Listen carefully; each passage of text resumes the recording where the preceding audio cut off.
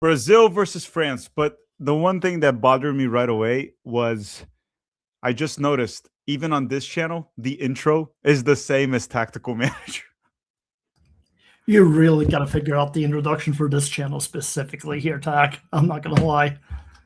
It's gonna be the same one. We don't care enough for that. They're just gonna have to. Hey, we changed the background. Yeah, there you go. That's a There is a start. difference. That's a start. So I see here in the chat for some of you, it's a France hate watch session. I respect that. I respect that. We're gonna be Full more of a respect. Brazil. We're gonna be rooting for Brazil. It's not really much of a French hate watch session, even though I do enjoy myself when I'm like hate watching France. It was just tricky in the World Cup final, right? Because you just didn't know who to hate watch there. It was like you're trying to think who is the lesser of two evils in this situation, because it's like if Mbappe wins, that's two for him before he turns like 20. He was like 23, I think, in that World Cup. I think you're muted, Chris.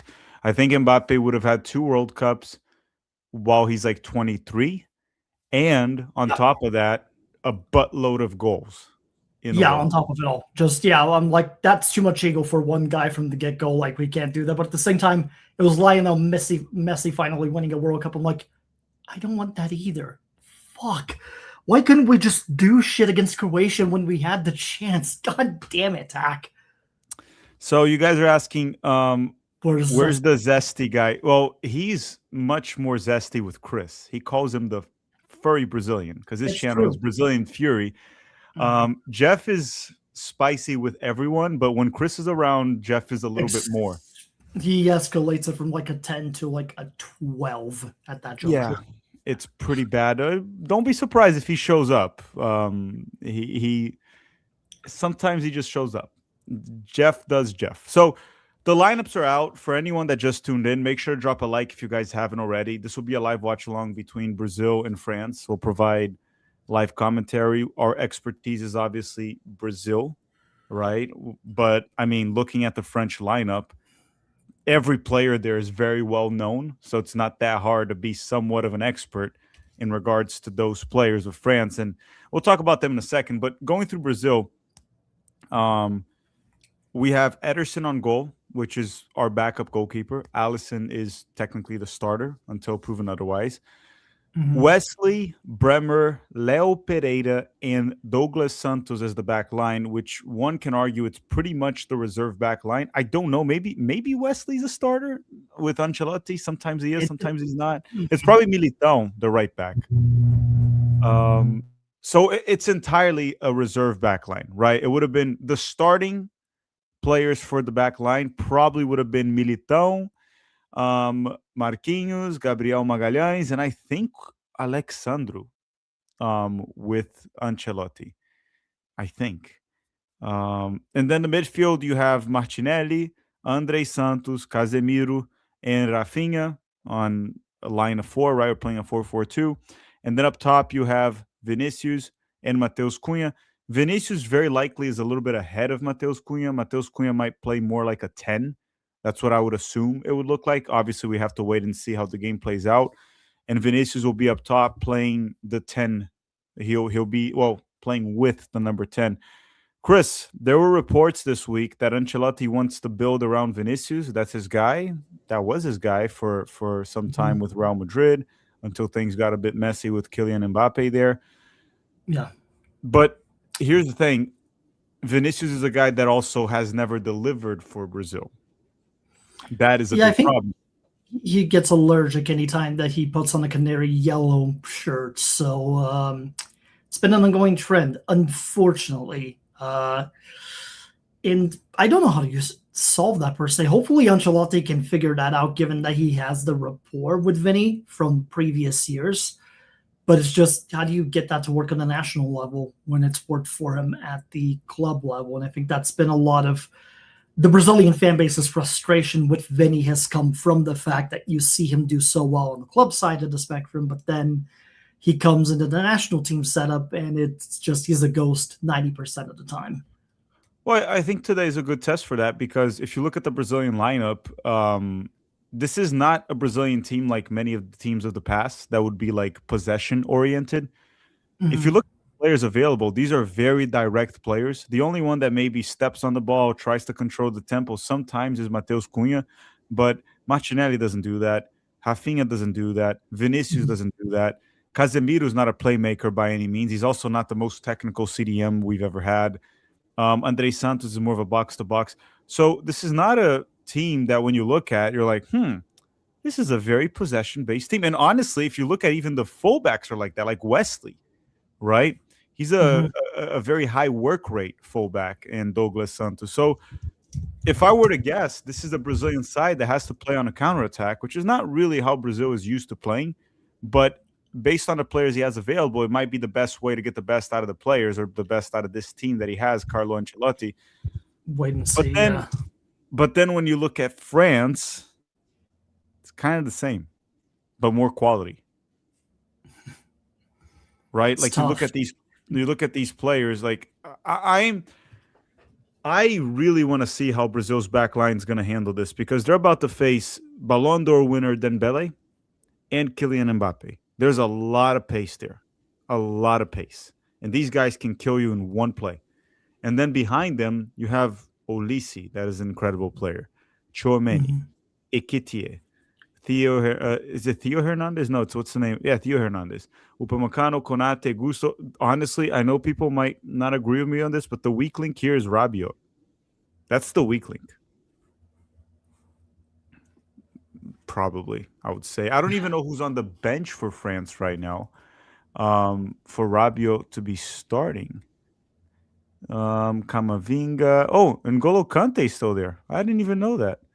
I mean, He's he's been subbing. in Saudi last I remember seeing him. So So Kante, Camavinga, Zaire Emery, the prospect that's not that young. Well, he's still young. Cherki, more of a forward or winger in this case. They have a better bench than Brazil. And Brazil's bench, let's talk about Brazil's bench here for a second. Some interesting names. So he brought the left back Kaique from Brazil, right from Cruzeiro. Good left back. Sorry, I mhm. clicked on him. Danilo from Botafogo, former Palmeiras. Yeah, Ibanez, I don't know what Ibanez is doing. It's probably because of the lack of depth and because Magalhães and Marquinhos are also not available. yeah, I think Fabinho, so. Fabinho's an option. Probably Fabinho's probably the backup to Casemiro. Yeah, That, that seems that about right for a choice that's of it probably in terms of bringing him on. Gabriel Sara, that's playing in Turkey, gets an opportunity. And then up top, there's a big question. Obviously, you have Endrick, Igor Thiago, João Pedro, Luis Henrique, and Ryan. What are your thoughts on Igor Thiago? I think I have a bit of a controversial take on him. I think he's been okay, but I also do think a lot of his recent success this season has been a lot to do with how Brentford sets up their systems, which it's not bad by any stretch. If you can be a system player and take advantage of that and score goals and kind of get yourself a bigger contract down the line, good for you. Do what you need to do. But I don't think Igor Thiago. I think Igor Thiago was more of a testing, which like Ancelotti felt he had to take him due to his form at Brentford. But if he gets any sort of playing time, I don't think he makes as much of an impact as the other options he has on the bench for this particular call-up session of it. Yeah, to me, Igor Thiago is more or less what you said, like a system player. We've seen that with Brentford in the past with like Ivan Tony, where he was like Mhm. scoring a lot. Yeah, And I don't think he'll stick around with the Brazilian national team. Now he's having a fantastic season in the Premier League, very good season. But um, I don't fall for these system players anymore. Also, it's the first season in his career that I'm seeing him actually stand out in a significant league. Right, that's the other thing. Hayan's an interesting one. I'm very curious to whether or not Ancelotti will give Endrick some time and how Endrick will do. That's a big one for today too, yeah. because he needs to step up. He probably won't be a star in the World Cup, but he can be a good option off the bench. Now, um, oh yeah, Mr. Krabs saying, never mind, it looks like an A team. No, this is pretty much Brazil and France's A team. Brazil is only missing the guys that are injured. Now, the entire back line for Brazil is probably the backup back line, but again, that's because players are injured. It's not like Ancelotti is rotating. Yeah, And if then Marquinhos and Gabriel were around, they'd definitely be starting at this moment instead of Weber and Pereira. So Yeah, and I think that Bruno Guimarães would be starting for Andre Santos. Besides Mhm. that, I mean, I guess Alisson for Ederson, but I don't think that would make that big of a difference. I don't know about you. I'm not the massive Alisson fan either for Brazil. And I've seen some Brazilians start to finally talk about it, how Alisson is very reliable, but when it comes to making big saves and big moments, he just doesn't do it, right? At least for Brazil. And I was talking to my dad about this the other day. I was rewatching the highlights of Brazil and Belgium in 2018.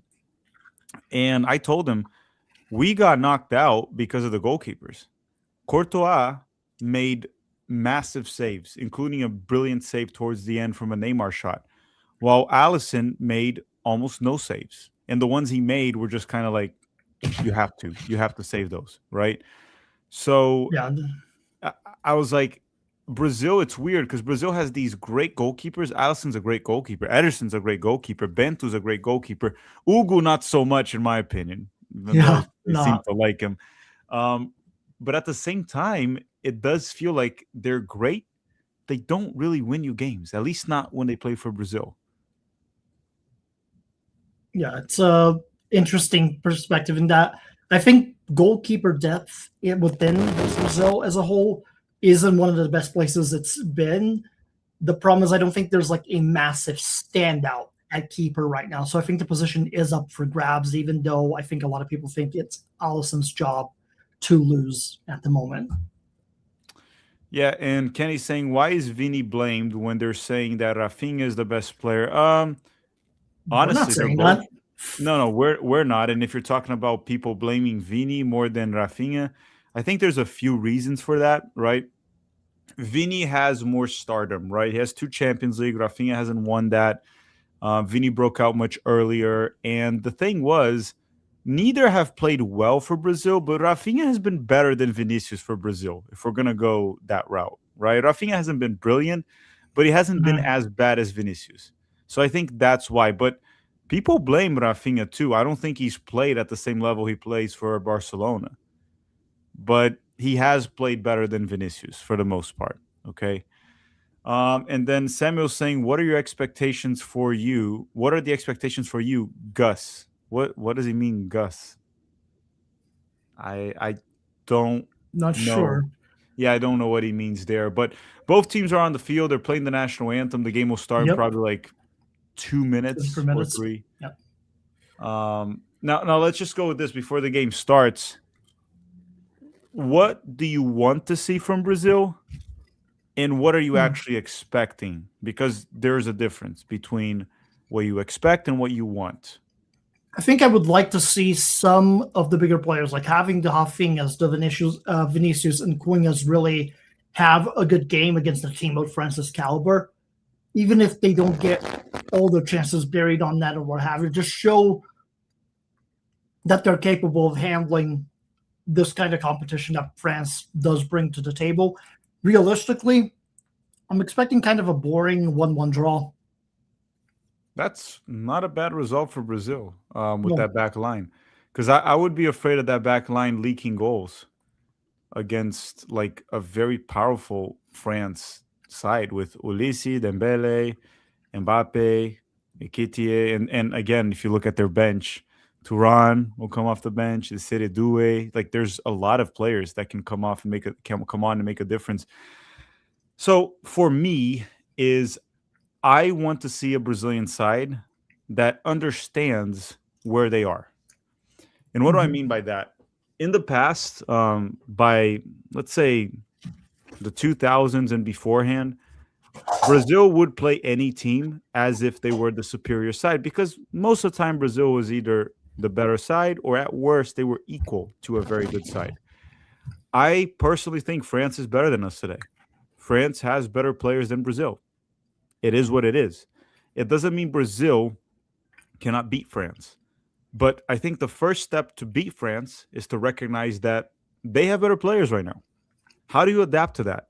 How do you play a game to defeat them? Now, that doesn't mean we're going to beat them today, but I want to see a Brazilian side that has adjusted and is not embarrassed of playing on a counterattack, defending a bit more, being a bit more cautious. Because if you go back to 2005, for example, That would never happen. It's like, who are we playing? Oh, that's a great team. I don't care. We're going at them. That's how it's always mostly been with Brazil. Mhm. It's not the case. Brazil has good enough players where they can win a World Cup with these players. They can. It's possible, but not by playing how we used to. We're not the best team. Like if you had to do right now the top 3 national teams in the world, would Brazil be in the top 3? No, it'd be somewhere between lingering between 5 and 10. Personally, I Fair. do think right now the kind of tiers it is Argentina, France, and then it's pretty much fluctuating from there between three for 10. Well, I would put Spain on the top 3 if they're all healthy. Fair. That's fair, actually. Yeah, Spain. It's kind of weird because I think depending on where you are in the world, Spain's either like low key flying upwards, or you notice them and you're like, oh shit, these guys are gonna like win everything all of a sudden. They sort of have that kind of feast or famine type of vibe to them. Yeah, it's I would say the top 3 right now would be those like Argentina, France, and Spain until proven otherwise. Those 3, right? The Euro champions. France is the best players, and Argentina the current World Cup and Copa America champions. After Mhm. that, right? After that, we would go towards a bunch of teams that they can beat each other on any given day, which would be Portugal, Brazil, England, possibly Germany as well put there. Mhm. But yeah, Brazil's not a top 3. Now, if you go to like the 2000s, the 90s, 80s, 70s, Brazil's always a top 3 team, right? It always has been, which means Brazil are not the favorites to win this World Cup. They're not. Yeah. They could. They have a good enough team that they could, but they haven't. The game just started, by the way. I just want to say one thing. I do like the Brazil jersey. It's different, but the France one with the Statue of Liberty tribute is beautiful. Oh, It's a very it's one of the best away kits I've seen in years, and I'm upset that it's France that has it.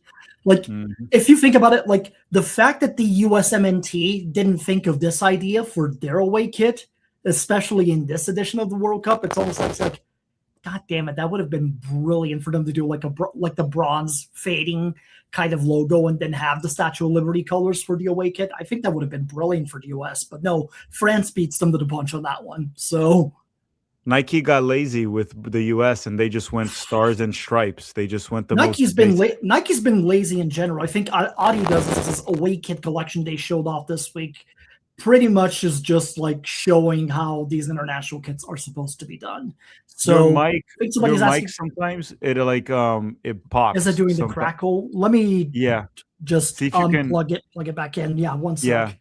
And it'll work. So, in the meantime, Brandon Gallo is saying, what do you think of the fullbacks that Carlo Ancelotti is using today?" So, he's using Douglas Santos and he's using Wesley. I do not trust Wesley for the World Cup. I'm just going to say it. I do not trust Wesley for the World Cup. He's a player that's good going forward. He has a motor. He's fast and he works hard, high work rate. I don't trust him. I think he makes some very bad decisions and big mistakes. Like we saw that in the Club World Cup, right? Yeah, I we think did. it was against Chelsea even that he had a terrible giveaway. So he helps a lot going forward. I don't think in a World Cup where you don't have much margin for error, you can afford to have a player like that if you want to win it.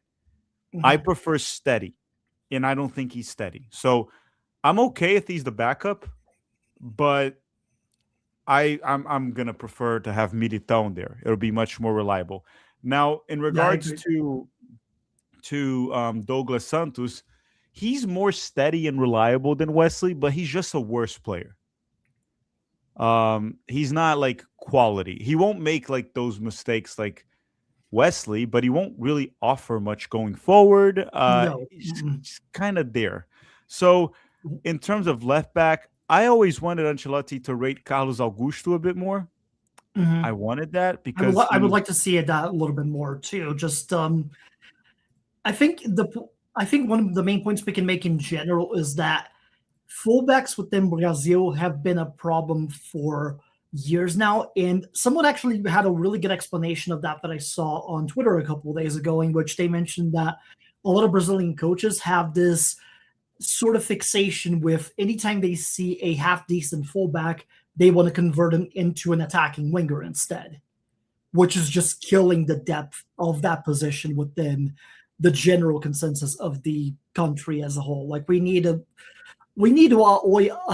just outright kind of dedicate a generation cycle to just getting this fullback situation fixed, so that way we have a couple of decent prospects out of that and giving them chances and whatnot. So Yeah, Brazil used to have brilliant fullbacks, and here comes France. Ball goes in, cleared by Wesley with the header. So far, it's been mostly France. Yes, guys, I do have the World Cup qualifying from the Euros, everything up here. I'll keep you all updated. Italy is still 0-0 with Northern Ireland, okay? Italy is still 0-0. It's a one-leg knockout.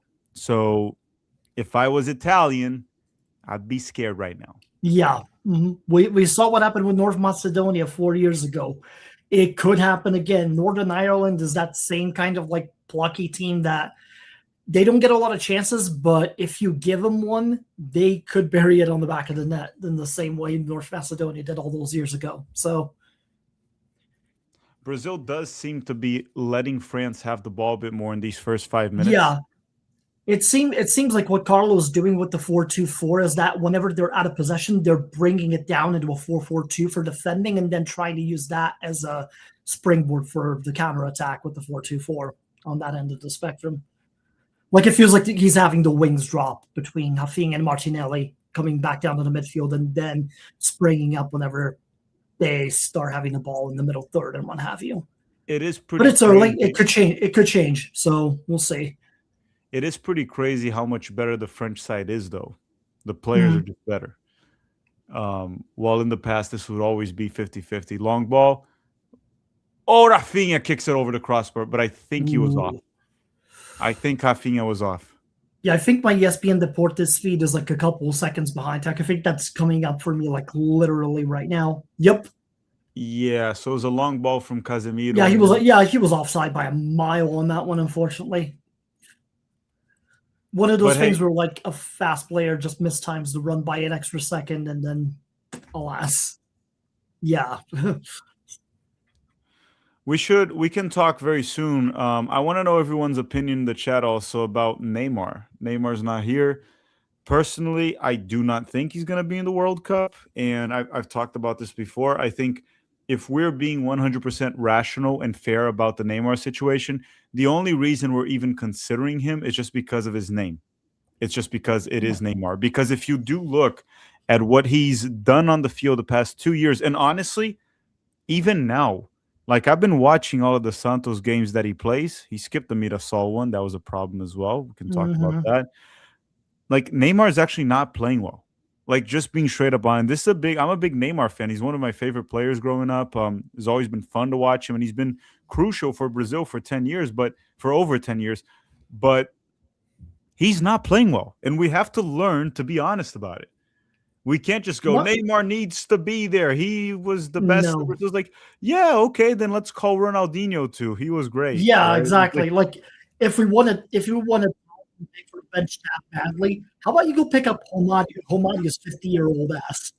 Or how about it's like if you really need a talisman to do vibes on the bench, I mean, Thiago Silva's still playing over in Porto. Go him up. You'll at least bring leadership to this bunch if you really, really need it that badly. To me, I just think Neymar's phase is done for. Like the man is in the tail end of his career. He is ready to just gamble and vibe with the billions that he's made throughout his time. And you know what? Like he's made his money. It's unfortunate that the generation he came up on, he ended up being the bronze medal to Lionel Messi and Cristiano Ronaldo. But you know what? 99% of footballers would kill to be a bronze medal under these parameters. So you know what? Neymar did well for himself. Like his time is done. It's time to get to me specifically with this World Cup. I would rather have a younger team come in and start to get this experience internationally so that they're ready for 2030, for 2034, for 2038. Like we need to progress at this point in time. Ooh. Dude, Wesley just got beat by Mbappe. Yep. And then Bremer had to go rescue him. So to the guy that asked me about Wesley, that is my concern. I would rather have a guy less talented than Wesley but that is more reliable, which will be probably Militão as long as he's healthy. Yeah. You don't have that margin for error in the World Cup. Like, for example, if Brazil plays France in the World Cup in a knockout round and France scores first, it's over. We're not coming back. Okay, so France is that sort of team that just builds momentum from the moment they score a goal, and then they well, will go on like and goal imagine streaks. Yeah. and Chris, imagine you having to go at France and they can counterattack you with Mbappe Yeah. and Dembele. You're screwed. Exactly. And So not just that, but we're assuming they're also going to be having like N'Golo Kante and like a swan song kind of World Cup situation as well, defending that backfield and springing up that transition between defense and offense on France's side of the spectrum for a counter. So there's factors to consider. Yeah, and I don't think Brazil has players these days that can pull it off on a massive comeback. Like, for example, 2002 World Cup, Lúcio makes a massive mistake against England. But then you have Rivaldo, Ronaldo, and Ronaldinho. You have three guys that can save your ass after. Mm-hmm. Like, if we play France now and they come first, who's going to save our ass? Like, Vinicius on a counterattack? That's not going to work. So, again, and now they're playing all on Wesley's side. That's what I talked about earlier. Now it was Ekitike. He went at Wesley, drew a foul. Terrible. Like, Wesley defending is a liability. That's going to be a problem. We're going to have to go Militão. Militão needs to be healthy. Yeah, Militão needs to be healthy. And then, just ideally, the back line for us is primarily in the center. Gabriel Magalhães, along with Marquinhos, and then Militão playing that right back position, even though he's arguably a better center back, per se, but you can do both in that aspect. And then you figure out what to do a left back. TV, I believe it's on the ESPN2. Steven Tokyo 6, I think, was asking about it. I think ESPN2 and ESPN Deportes have it on. And then that's US at the very least. Internationally, I'm not sure. Yeah, no, Steven's in the US. Cool, Steven's in the so US. ESPN2 for the English feed, ESPN Deportes for the Spanish feed. Yeah, so you got this, ESPN, Steven. And everyone, if you just tuned in, make sure to drop a like in the stream if you haven't already. And I also put Chris's channel in the description, Brazilian Fury, or as Spicy Jeff likes to call him, the Furry Brazilian. Jeff will never let me live that down. It's fine, though. You might not see him today, but on Saturday I have the live watch along for the US. I know he's going to show up for that. Oh, I'm sure. Yeah, he'll be there. No questions asked. Hey, at least he pays you to be horny on the main. So you know what? You take that. Sometimes I even wonder what's more likely to show up for the US, like the US game, Pochettino or Spicy Jeff? Turns out it's Spicy Jeff 99% of the time. He's always there. Yeah, I think someone asked Militão's a wing back. Militão plays as a right back every so often. And it's a position he can play pretty well too. It's just primarily Real Madrid will put him as a center back. But he can do both. When he played for Porto, he was mainly a right back, I believe. Yeah. And then, okay, good ball there from Wesley to Rafinha. You see, that's what I talk about Wesley. Like, going forward, he does offer you something. Like, he's not bad going forward.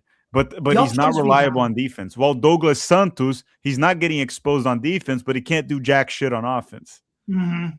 It's very much like a situation in which we have two guys that can do one thing really well, but they don't have that overall balance that you would like to see out of a fullback for a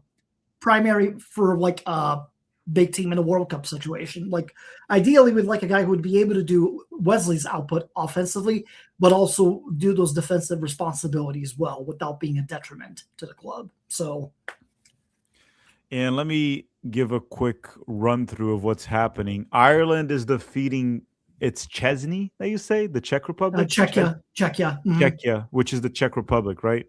Yes, sir. Mm-hmm. Yes, so Czech Republic, they're being defeated by Ireland. Oh, I mean, Ireland has a decent side. Like, I could see them advancing to the finals of the qualifiers at the very least. I'm just hoping for those Irish vibes here in the United States next 2 months. It would be fun to get Ireland involved in this as well, and like that crowd would travel well on top of it too. But from what I can see right now, indeed, if they're open, From what I can see right now, Sweden is leading Ukraine 1-0. Poland and Albania are tied 2-1 on the Ireland-Czechia game. And then Slovakia and Kosovo are tied 1-1. And then all the other games, which are Italy, Northern Ireland, Denmark, North Macedonia, and Wales and Bosnia and Herzegovina are all 0-0 at the moment. And like 30 or so minutes into the first half for all of them. Oh, what a ball from Casemiro to Rafinha. You got to kill that. You got to kill that. No. What did you just do, Rafinha? Like, that's why people will shit on you and Vinicius. Like, if it's Barcelona, he fucking buries that in the goal. Yeah. Too fancy on that. I think he hesitated for a second on that pass too, when he should have just immediately kicked that towards target and tried his chances. Yeah, that's a shot. Like the defender was like at best the defender blocks it and it goes for a corner. But no, I think you tried to do too much on that. What's interesting about this game is Brazil is doing what I talked about before it started. We're sitting back and we're trying to counterattack. We're playing direct. You see no possession. It's just boom, Casemiro long ball, long ball, long ball. Which honestly, I know it's a little ugly, but I think that's how we should approach against France. I think that's how as of right now, yeah. I think it's a good call to go a little more direct in that situation. Yeah, you're right. Actually, we weren't even direct enough. Mm-hmm. I would say the play was direct. The problem was Rafinha at the end. He should have just gone for goal. Mm-hmm. And here comes France again. Ball goes inside. Oh, this could be dangerous. Nope. Ooh. And it's interesting. If anyone's watching the game as well, which you guys probably are, I'm assuming if you're here in the stream, it does look like France is outplaying Brazil completely because they're holding possession. They're moving it well. Brazil ain't doing much besides counterattacking. But they're not outplaying Brazil. If you look at the chances that both sides have created, I would argue Brazil had more dangerous moments than France so far. I think it's like a 60-40 situation where France is still edging it more just due to the fact that their possessions have been more on the Brazil side of the pitch and they've been moving the ball around well, but it's not as lopsided as possession numbers might give it out to be.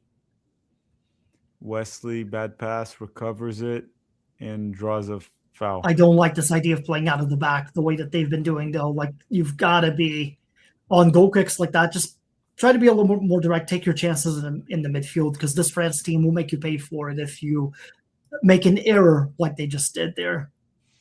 So someone asked, would it the be Wesley just got taken out? Good Lord. Ooh.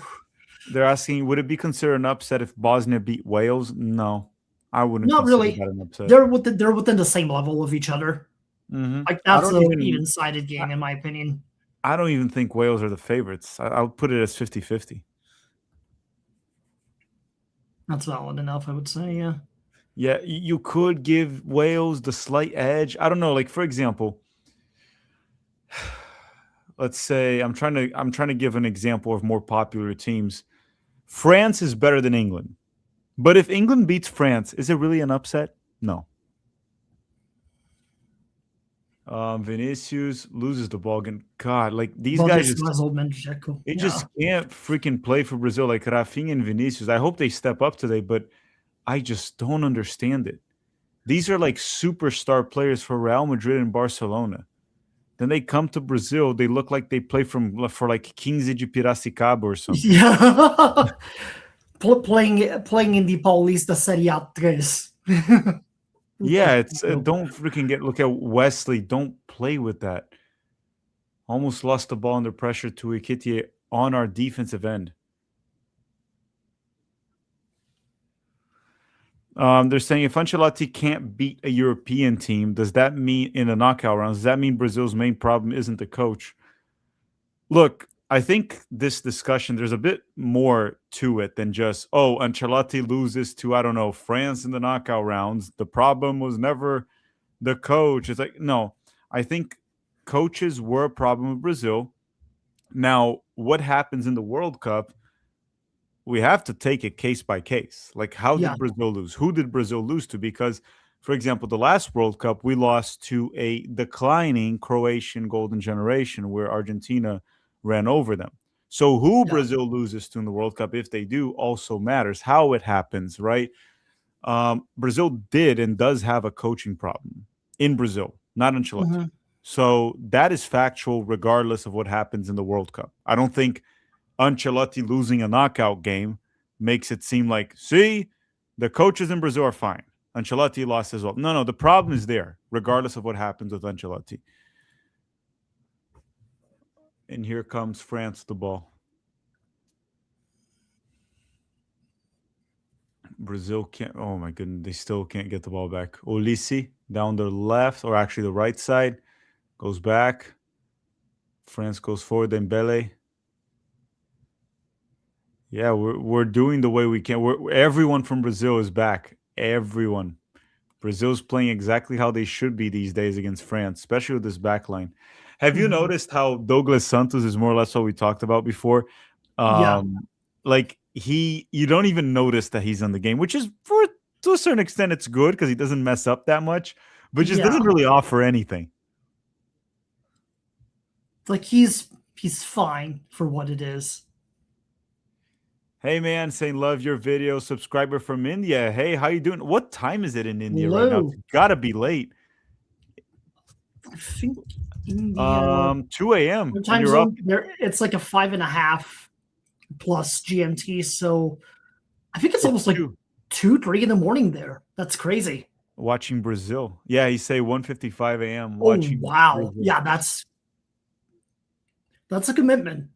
Not gonna lie, that's definitely a commitment there. How does it Unless feel to you're be in in the school. future? Unless you're in school, True. right? If you are in like college, oh, that was normal for me. Oh, I'm just up at 2 a.m. watching a game or playing video games. Fair But enough. if you have to work, then it's wild to stay up to 2 a.m. to Yeah. watch the game.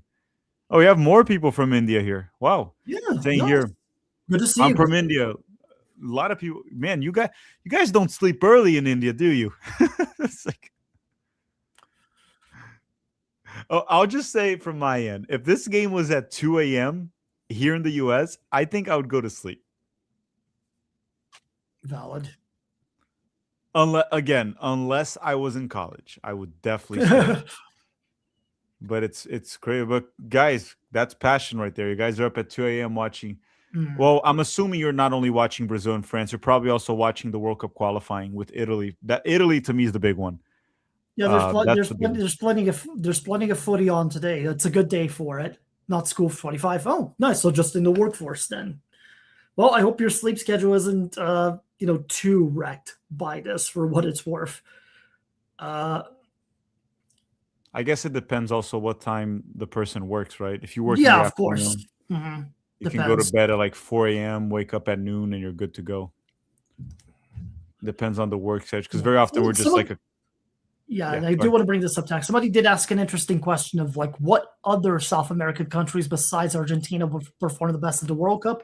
And I'm going to say it right now, it's probably going to be Colombia. It's probably going to be Colombia. Like they're a fun side in terms of how they play. They have really good players right now in this current generation of theirs. It's just whether they can figure out how to get past group stages in a secure manner and not draw like a whammy of a round of 32 type of matchup, especially with the extended format now for the World Cup knockouts portion with more teams being involved. So Yeah, I would say also when we talk about Colombia in this case, I see them as a team that I would say quarterfinals is probably their ceiling. I would say semi would impress me if they made it to the semis. yeah. But it is possible. It's a team that can catch fire and go very far. I do wonder also if they're gonna get the Colombia version of James Rodriguez. He's now in MLS and really he hasn't done anything for club in like a decade at this point, but he shows up for the national team. Is Italy on pack watch? They are on watch, I would say, yes. Yeah, I would say so. I would say so too, because sad. it's 0-0 Northern Ireland, and they're playing in Italy, right? They're playing in Italy. Imagine 0-0 goes to penalty shootouts and they're out today. I would laugh so badly. Oh God. It'd be again just the day on this whole really just the day in general on any sort of like social media. If Italy goes out like over the next 45 to 60 minutes, nuts. I'll tell you what I'm watching tonight. Jamaica at 11 p.m. Eastern time. Oh yeah, right. They are playing tonight. I want them in the World Cup because those jerseys that they have are beautiful. Have you seen them? Seriously, yeah, no, they nailed those kits for them. Like they'd be great. It'd be great to see them in the World Cup, but it's gonna be tough. Like they don't have the easiest of draws on their intercontinental qualifier by any stretch of the imagination.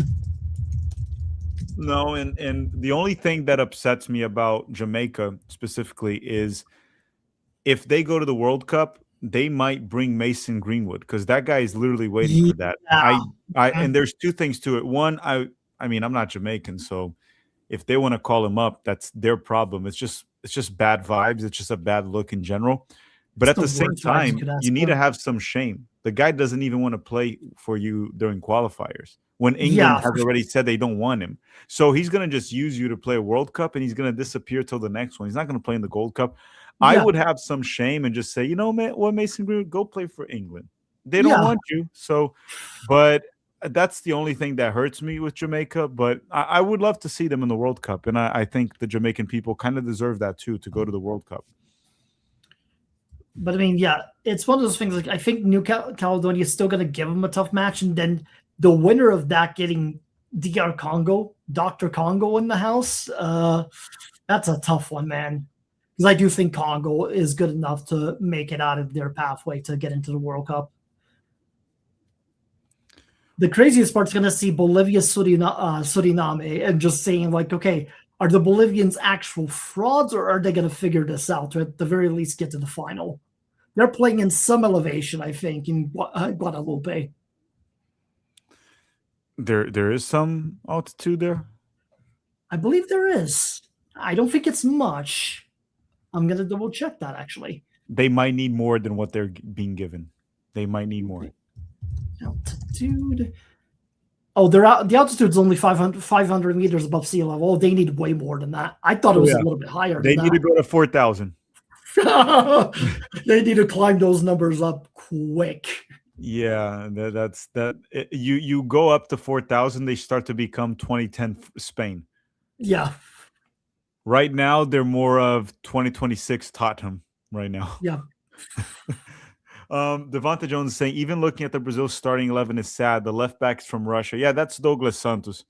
Mm-hmm. Not the ideal left back if you're trying to win a World Cup. But again, if you look at the other options Brazil has, I would say Carlos Augusto is probably the best option from a pure talent standpoint. He's the starting left back, left wing back for Inter Milan. But Carlo Ancelotti doesn't seem to rate him. And then you have Caio Henrique from Monaco. After that, it's pretty bad. It's like Alexandro, Douglas Santos, Kaique from Cruzeiro. And we were having this conversation just a little bit earlier as well, too, Devonta, about how the fullback depth in Brazil is the biggest problem that the national team pool has at the moment. And that we have this sort of issue in the country where anytime that there is a decent fullback in some academy, coaches are immediately trying to convert them into like an attacking winger of some sorts instead of letting them naturally play at that fullback position and develop in that aspect. So it's tough. I hope it's an issue that gets fixed over the next generation or two, but right now it's dire. Yeah. Ooh, wow. Yeah, Vinicius stole the ball. But then who is that? Martinelli?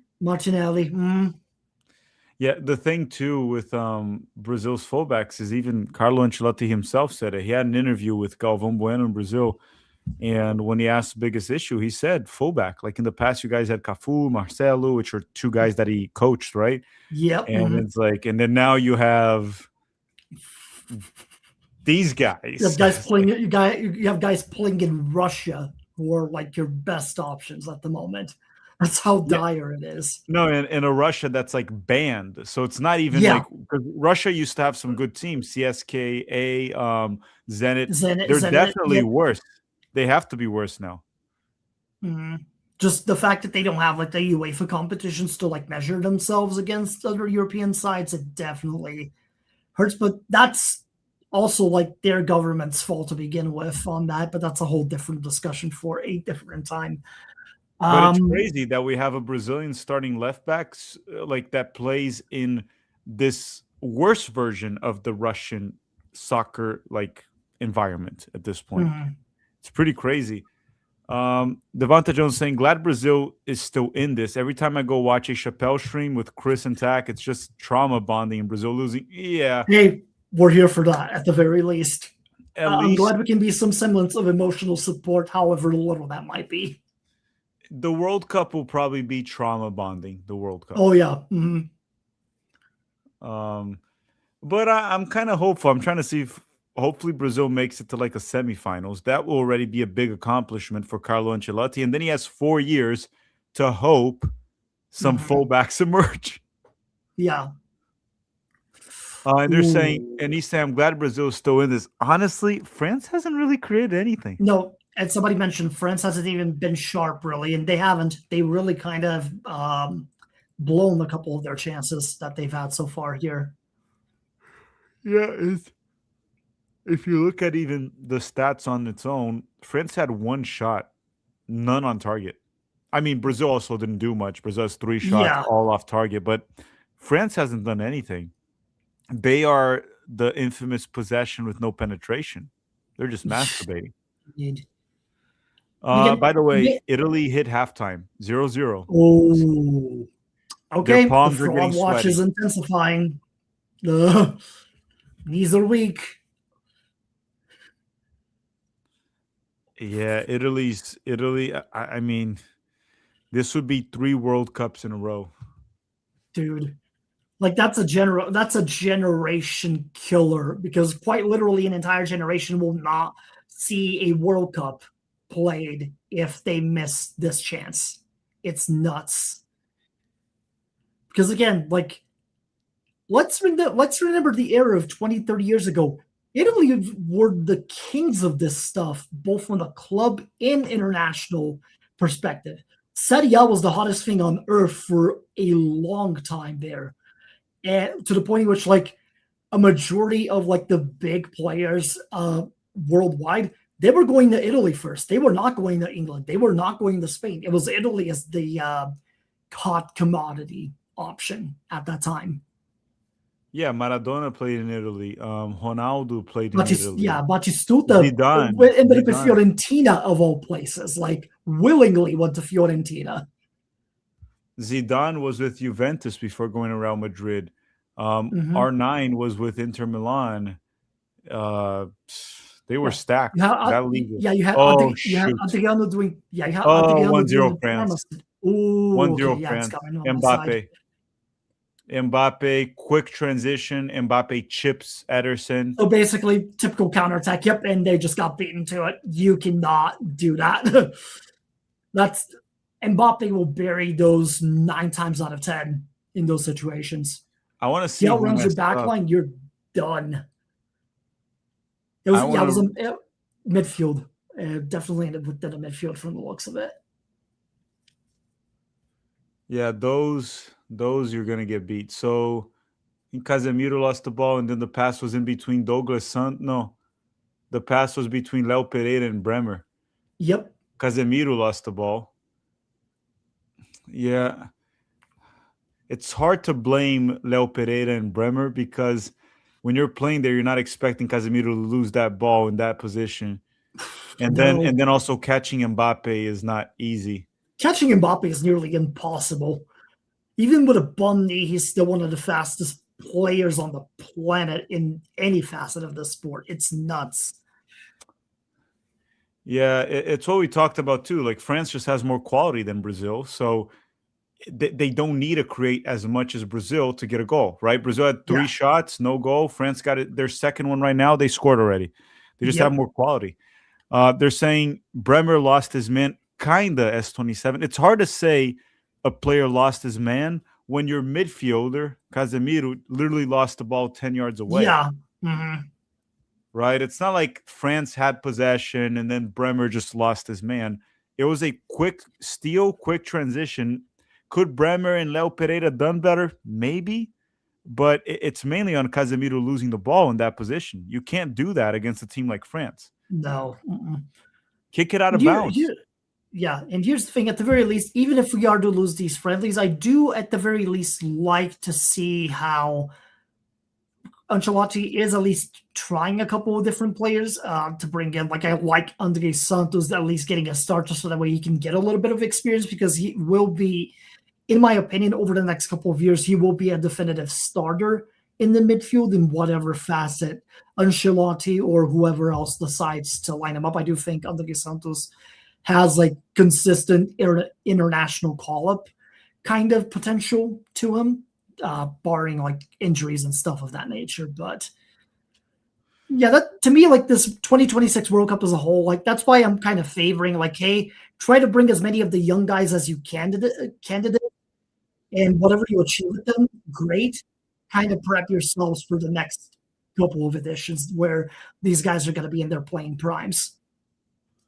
Dude, this like this Brazilian back line in the World Cup just can't. It just won't work. No, And you can't start Wesley in the World Cup. You just can't do it. no. Like Wesley is someone you bring in off the bench like the 75th minute if you're chasing a goal and you hope to God you don't get countered on that side during that stretch. But he's not the everyday starter. He also makes so many mistakes building out of the back. Mhm. He's saying, notice how tournaments that Brazil comes in very weak are the ones they win. Yes and no, Yeah. because, for example, we came in very weak for the 2024 Copa America. How did that go, right?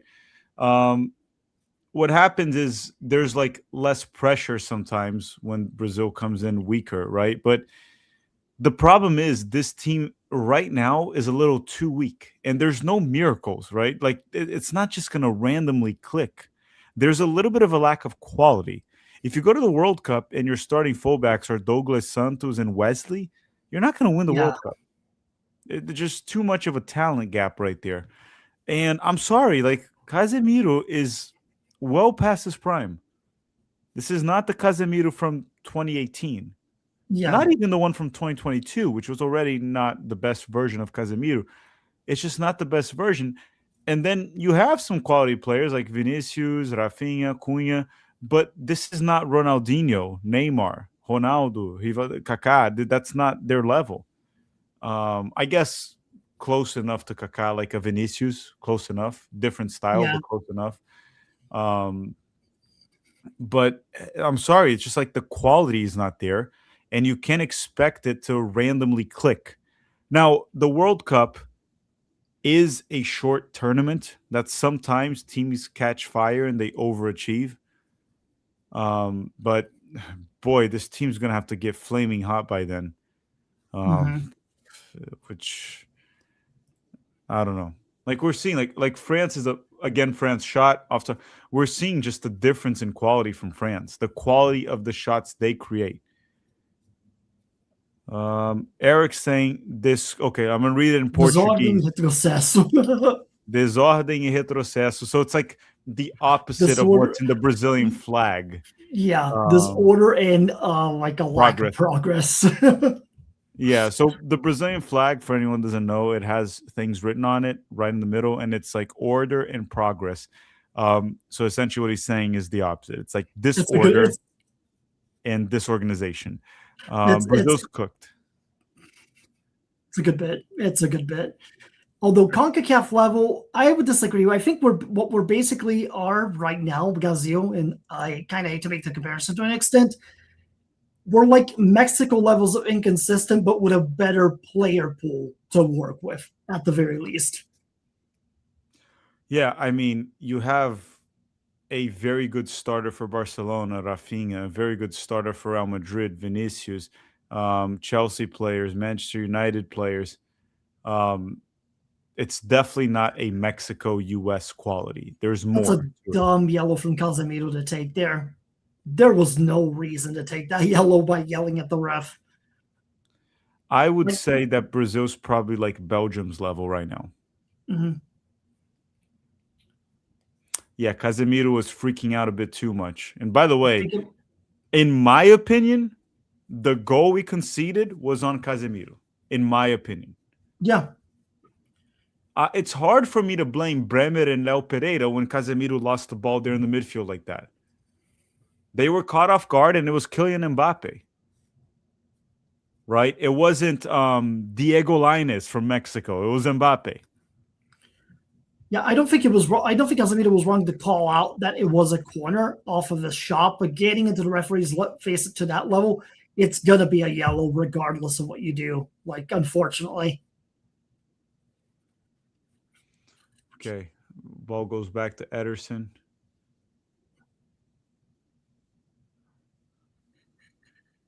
Long Ulisi for France. Okay, good turn there from Cunha. Now you got to find someone quick in transition. Good ball to Vinicius. Figure it out. He can't fucking do anything for Brazil. Tio Hernandez just took the ball from him as if he was marking a kid. Like, Vinicius can't do anything for Brazil. And then Wesley commits a stupid foul. Of course. Again, Vinicius is doing too much of the whole trying to dribble his way through it when you can just play the simple pass or try a shot type of situation. So, yeah.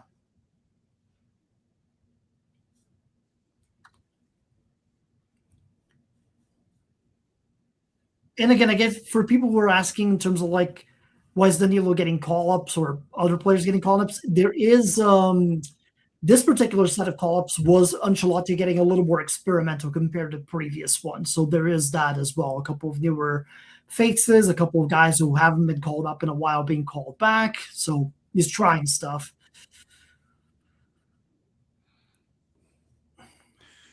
Okay. Cunha cleared again. It also feels like France is not really pushing it.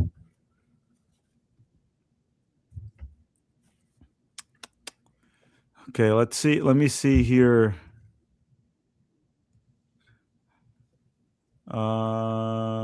Italy still at halftime.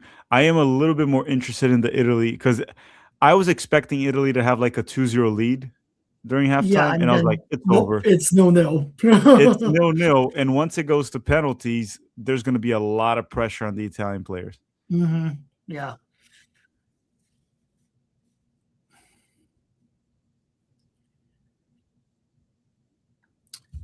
I almost wondered for a second, like, wow, the stadium looks like pretty full. And then I remember, I'm like, oh yeah, they're playing in the Boston area. That's Brazilian Central right there. Outside of Orlando, Boston pretty much is Brazil Junior at this juncture of time. Yeah, Boston and Astoria also in Queens. Yeah. Yep. That was the third place that came to mind immediately off. Like, it's Orlando, it's Boston, and then it's like that specific region of Queens in New York City that are like the Brazilian concentrates of immigrants and internationals and what have you. Cunha has been doing great though. Like, credit to him. Like, he's looked like our best player offensively by far out of the bunch. Yeah, he at least looks competent, unlike Vinicius and Rafinha.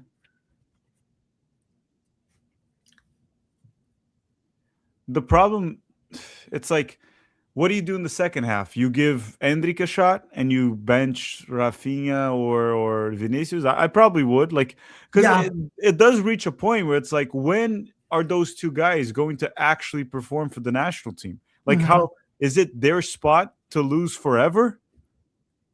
Yeah, for sure.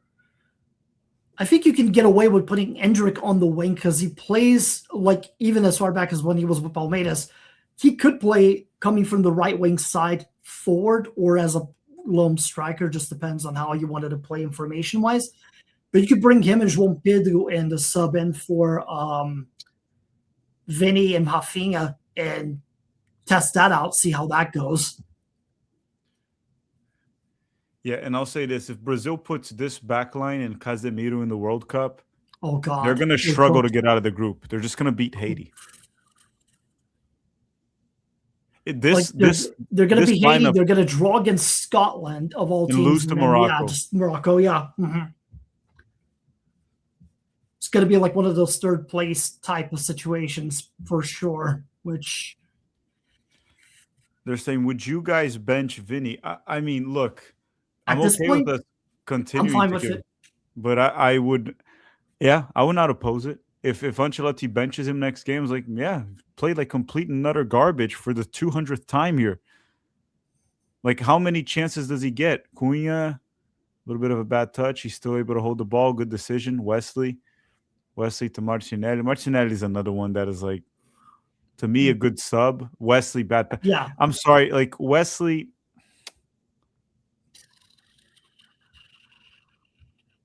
unlucky They're for the saying point on that one, this is a though. good question. Are there other CDMs that Brazil can choose from? Danilo, that's on the bench, can play CDM. He can. That's not Yeah. his main position. He's more of a box to box like Andre Santos. Andre and João Gomes from Wolves, they're CDMs, but I don't trust them as well. I think it would be as bad as Casemiro, just younger. Mhm. Breno Bidon is also a bit of a box to box. Yeah. Who else do we And have? it's hard to say.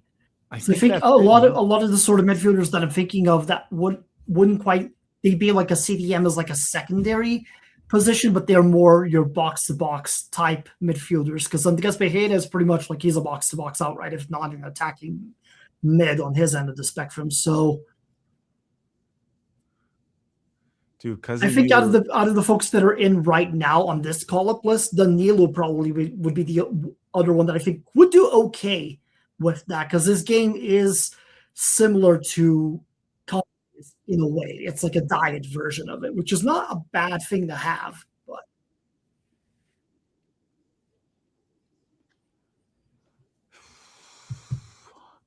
Yeah, because Andre is also not really a CDM, right? no, he's definitely more of like a box to box to like attacking mid oriented type of player. And even looking here. So, by the Also, yeah, way, Fabinho is pretty much on his like he needs to go back to Brazil and just make his money in Serie A at this point. I don't think he's Europe caliber anymore. yeah, I don't think Fabinho is going to look better than Casemiro. No. It'll probably be six and half a dozen right there. It's not going to change much. By the way, looking here, the second half started for Italy. Okay, we're 2 minutes in. So right now, every second matters there. Every Yep. second matters. And if you guys just tuned in, make sure to drop a like in the stream if you haven't already. Just do it right now, real quick. Thank you very much for that. We're about to go to halftime here. What I might do is during halftime, I might just put the Italy game. Throw it on, yeah. Might as well. Yeah, I'm gonna do that. You open the blind here real quick. Hold on. Just Douglas Santos now back to Casemiro, tries to go long to absolutely no one. Nope. And Magnan will get the ball for France. Douglas Santos. Jeez, man.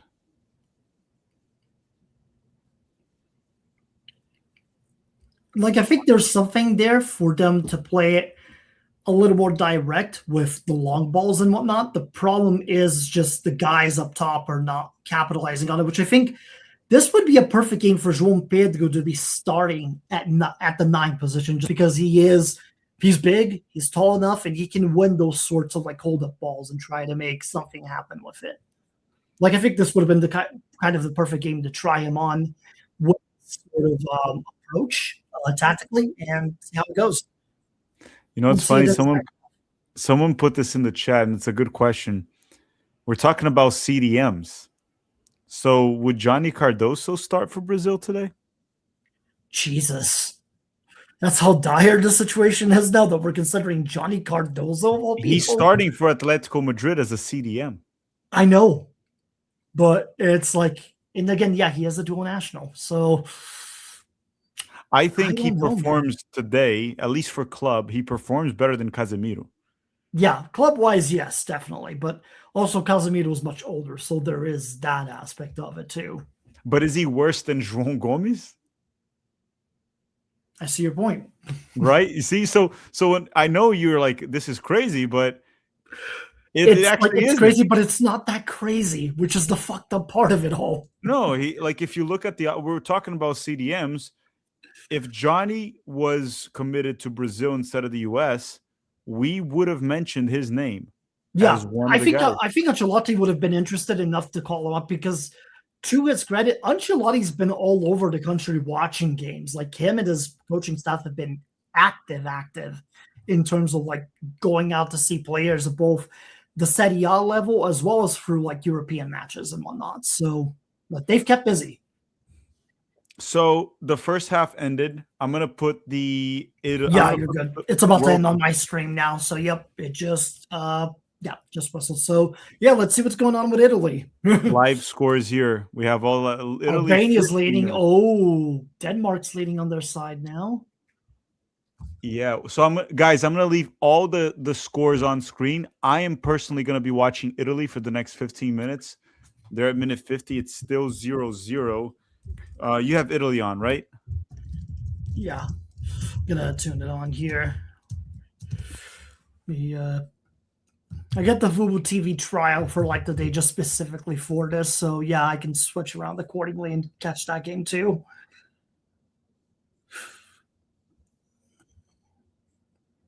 It's Italy. No. Oh wow, that one's on pay-per-view. That's unfortunate. Okay, Fubu does not have the Italy games I thought they would. No worries, I will figure out a way to see it here while we are on halftime. Oh, good. Too many. So Wales scored. That's cool. Yes, Wales they just scored. Oh, okay. Northern Ireland in transition. They get a free kick here against Italy. They're gonna lob it into the box. The Italian players are starting to panic. Oh, I could see it. Yeah. Ooh. I just got that feed on right now, and yep. They're starting to panic. You can see that they're nervous just by their reaction to the foul that was called, which was a legitimate foul.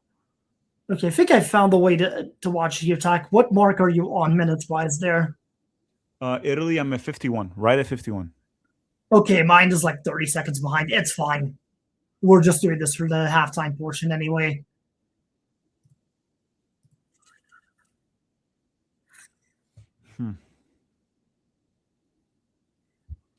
Okay, Northern Ireland sends the ball in. That's a corner for Northern Ireland. Oh.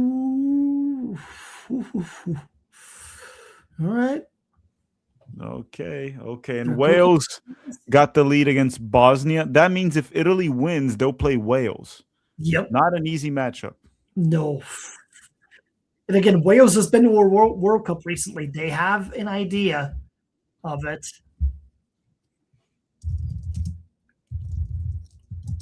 Northern Ireland just lobbing the ball into the box, which is probably the best they can do.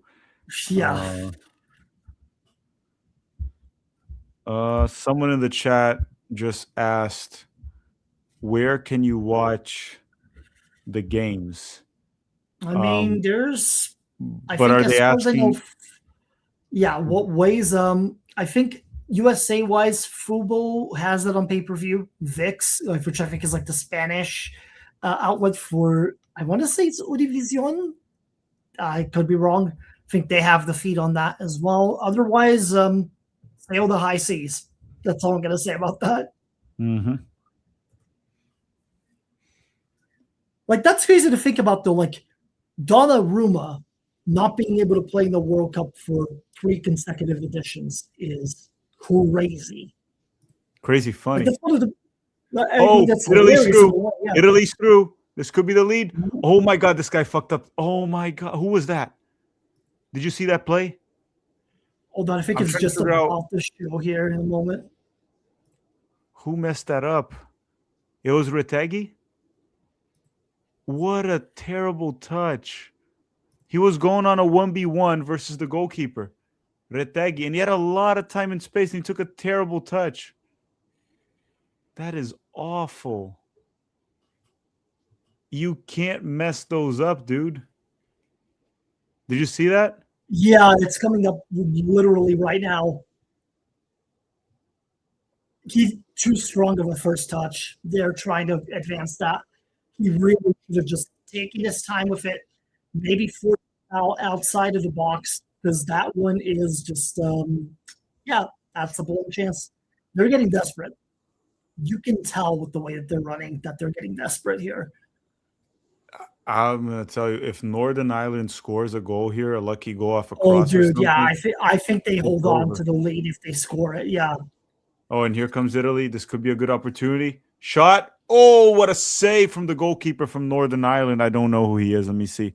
Who's their goalkeeper? It's Pierce Charles from Sheffield Wednesday in the EFL Championship. Their goalkeeper ooh, is 20 years old only. nuts. Dude, these are all championship players. Sunderland, Southampton, Hull City, Yeah, Norwich, mhm. Portsmouth. That's actually third division. They have Second and third division. Yeah, mhm. attacking mid from Crystal Palace, West Brom, and then their forwards from Oxford. That's all. These are all second division players from England. Honestly, it's kind of impressive that Northern Ireland has players that can at least play in the second division of England. Like that is a credit to them because that's not normally who I associate as a footballing nation by any stretch. Yeah, but if Italy cannot beat this team, then God, you guys shouldn't go to the World Cup regardless. And here comes Italy. Shot goes in, goal. Italy just scored. Oh, Sandro finally. Tonali. Sandro Tonali with a beautiful shot gives Italy the lead. He put the over on himself to score and he got it. He bet on himself. He bet on himself. Which is a crazy thing to say, yes, but That's gotta be a relief for Italy. That you know when you really need to go to the bathroom and you're getting mhm, closer and closer to the bathroom, and that urge goes to a level that you can't even imagine. yeah. That goal right there, it's them going to the bathroom. Just picture the whole Italian national team taking a massive dump. That's what just happened. Or don't It's picture still that early. if you guys. It's still early on though. It's still the 55th minute. They still have room to somehow screw this up, but we'll see if they manage to or not. Yeah, but they finally got the lead, and I think at least with that, they'll relax a little bit. It helps. It definitely helps. And then Brazil and France should be back in 10 minutes, roughly. Yeah, Something like that. something like that. Yeah, yeah. Okay, Somebody Italy else is won. Houston. Ooh. What is it? I didn't. Oh no, I didn't even notice the Slovakia Kosovo game was tied up. Man, that must be fun That's to watch there. that's from the US bracket. They're gonna play Turkey, and then they would be in the US group. Ooh, so some interest there for. Yeah. I'm gonna watch a little bit of Kosovo versus Slovakia because they'll play Turkey, and then the winner of that will be in the United States' group. Mhm. I mean, I kind of don't want Turkey to make it. In my opinion, that's the most talented of these teams. Yeah, no, they Um, beat kind of the hard time for the US group wise. That's the one you want to avoid. hmm. Saying Romania suck. Yeah, Romania is not good. The team that Turkey beat today is not good. Romania is the same team that got smashed by Canada not so long ago. They're not a good team. So Slovakia and Kosovo is 2-2. And Italy, let me go back to the Italy game. I know it's 1-0, but Italy still 1-0. What are the other friendlies today? Let me see. It's Portugal and Mexico when they play. That'll Mm, be Colombia and Croatia play today here in Orlando. yeah. Mhm. I mean 6 p.m. Bolivia and Suriname is a good game. Yeah, New that one I'm probably tuning Caledonia. up for. Yeah, I'm probably tuning up for the CONCACAF ones tonight since it'll be only like 9 p.m. my time. So Yeah, on top of it that, I should be mean the Jamaica one is an interesting. I mean, there's no way they lose to New Caledonia, right? weirder things have happened in qualifiers. And Especially when Kosovo it's just scored, Jamaica. apparently. 3-2 Kosovo. So they're as of now they're playing Turkey. There's, yeah, I was thinking about something like, oh yeah, Balkan nations against each other. That's oh boy, imagine that.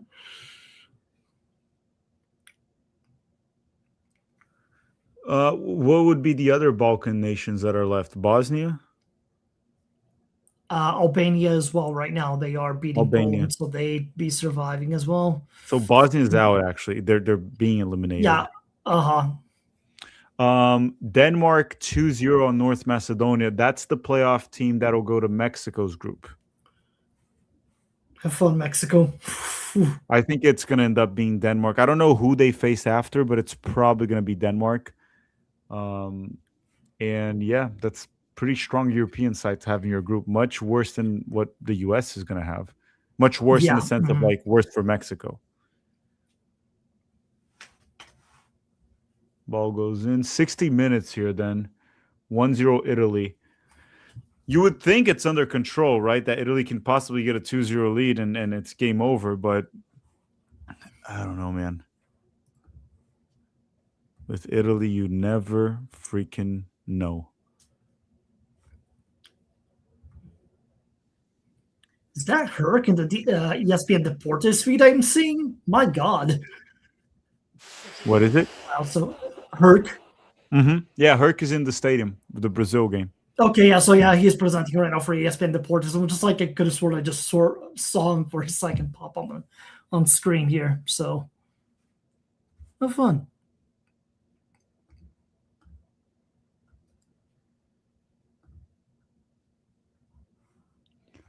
Okay, Northern Ireland recovers the ball. Oh. They just don't have the quality. The only way they'll score is if they have a corner and they somehow head it in. That's literally the Could only way happen. it could. You're right, especially like Brexit teams, right? These teams from England. But it's the only way Like they'll some score. some sort of set piece happens, and then they just find a way of getting that into the net. They definitely don't have the quality to actually on open play create. Holy crap, Gattuso, that belly's growing. That man is Eating well. large. He's eating very nicely. Yes, I completely agree. Having some good meals in Italy, that's for sure. So I tell him to really off the risotto, but then again, if I had the gig that he had, I probably would be eating a fuck ton of pasta myself. So you know what? Fair is fair. You know what? If I was a retired professional player that had my whole life having to stick to a strict diet, run, and then I'm retired. Micromanage every single calorie that you've eaten. Yeah, I see the point. Yeah, and then you're in Italy, you can eat some nice pasta, pizza, lasagna. I was like, yeah, I think I would gain some pounds. I think so. Mm-hmm. I think it would happen. I mean, I would try to go for some jogs there or train with the players, but sure, but at some point, he's like in his 40s. You're just like, you know what, dude? Like, let the belly be. Mm-hmm. Let the belly be. I actually want to get to that stage in life where I'm just like, you know what? Let's just gain 50 pounds and be happy. Okay, 50 might be too much. 25. 25. Yeah, get a little chub, like a little chubby, but not like unhealthy fat. But yeah. I think Gattuso put more than 25 pounds. I think he's in the 50-pound range. Yeah. Mm-hmm. 62 minutes here for Italy.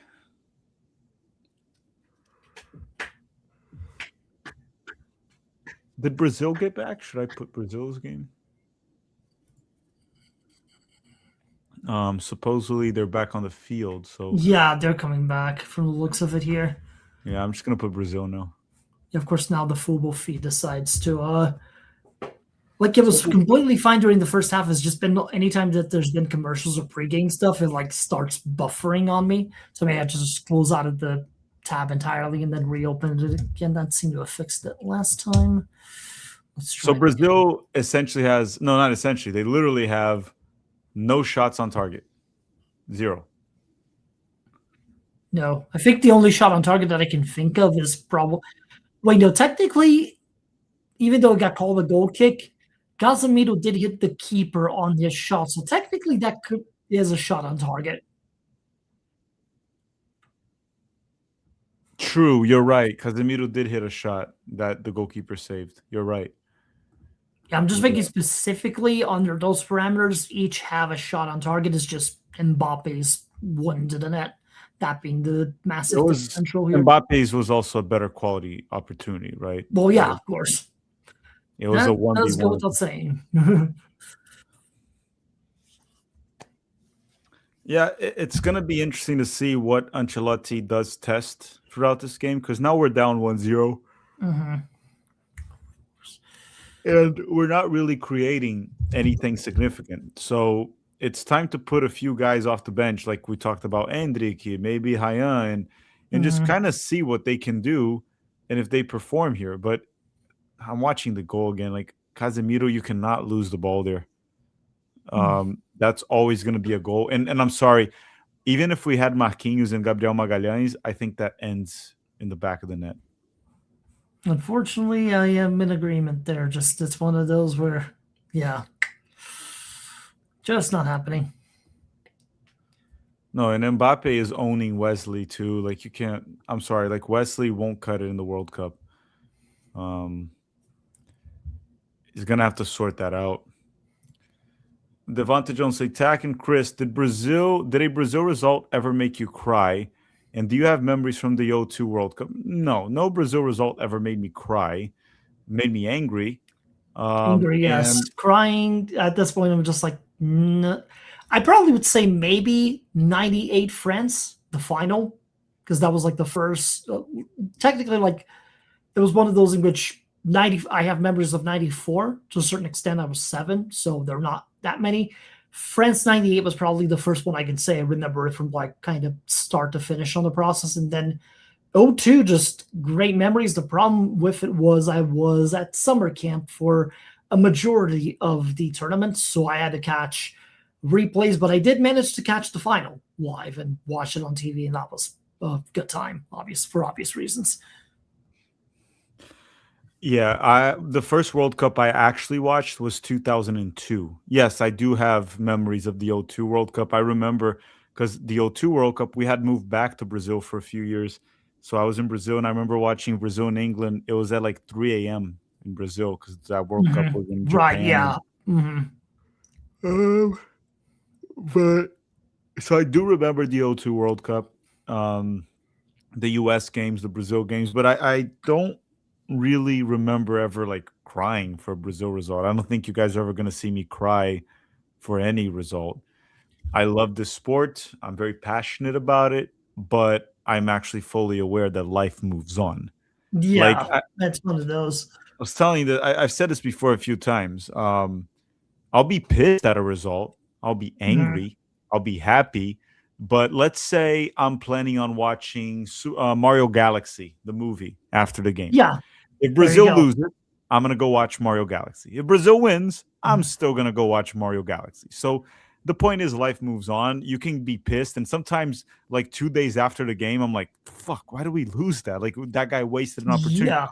But I don't get too attached to something like this in the sense that I let it like mess with my life. Yeah, you find ways to just deal with it in the aftermath and distract yourself, and you can kind of like you can just sort of like internalize it a little bit better that way. I do remember specifically for the 7-1 result that it was orientation at a job that I had been starting. I was watching the game, seeing it go to 5-0, and I kind of went to myself, fuck it.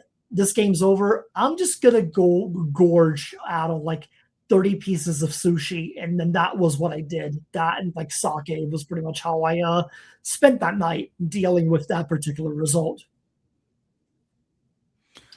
And then they're saying, Let's see. Yeah, a couple of interesting comments here. Somebody saying, impressionante como, mesmo vestindo azul, Vini Jr. sempre amarela, which uh is huh. a great pun on word here, as well, which translation wise is like, it's impressive how even when he's wearing blue, Vinny Jr. always like yellows out, which yellow is like color of a coward, or just like screwing up is sort of the Yellow general is also like terminology. choking, like Yeah, choking. exactly. Hmm. And then say, "Oh yeah, Mr. Krabs, so attack Chris, you didn't cry after the 7-1." No, honestly, the As I 7-1, explained, yeah. that Mhm. was like the easiest one to deal with. It even became funny at the time. We're down Oh yeah, 5-0. we made a meme out of it before anybody else could, which is the brilliant thing about us brasileiros as a whole is that we have enough of a sense of humor where even the most hurtful shit possible will turn it into a joke eventually. It's how we cope. Yeah, and that 7-1, like when we were down 5-0, we just went to get the picanha and went back to the barbecue. Like, this is over. This is Yeah. a joke. It would have hurt more to lose 1-0. Yeah. I think in terms of Brazil, probably the toughest loss I dealt with in the World Cup, it was in 2010. That one Oh yeah. actually that Mhm. one bothered me because we played so much better than the Dutch. Oh Kaká almost god, scored a yeah. banger, and then just to lose with Mhm. those mistakes, that one really hurt. In Mhm. terms of the United States, if I think about it, 02 losing to Germany. I was too young. I remember the game, but I don't remember like I was too young to like get emotional about it. Yeah. 2006 we got grouped. It was kind of weird because the US was ranked super highly, and that one I have more memories of that World Cup, of course. Oh yeah, right, right. Mhm. 2010 we lost to Ghana right in the round of 16. Am I mistaken? 2010. Yeah, 2010 was the Algeria World Cup, the England one. Yeah, we lost to Ghana. I mean, upset, but it wasn't something too crazy. And then 2014, we lost to Belgium, which we got completely outplayed. Even though Wando still pissed me off for that World Cup. So Brazil, the US could have had an actual shot. And then 2022 was just underwhelming under Berhalter, the United States, with the Dutch Mhm. game. It never felt like we were in that game. It just never felt like it. By the way, Luis Enrique was subbed in for Yeah, Rafinha. I see. Yeah, I see him. Yep. That should be interesting because he has some upside to him, but I do think he's still again, this is kind of the nice thing about some of these Ancelotti co-ops is that you're getting some guys more international experience that way for them to see how well they kind of acclimate to this stage, which is much different than the club end of the spectrum. So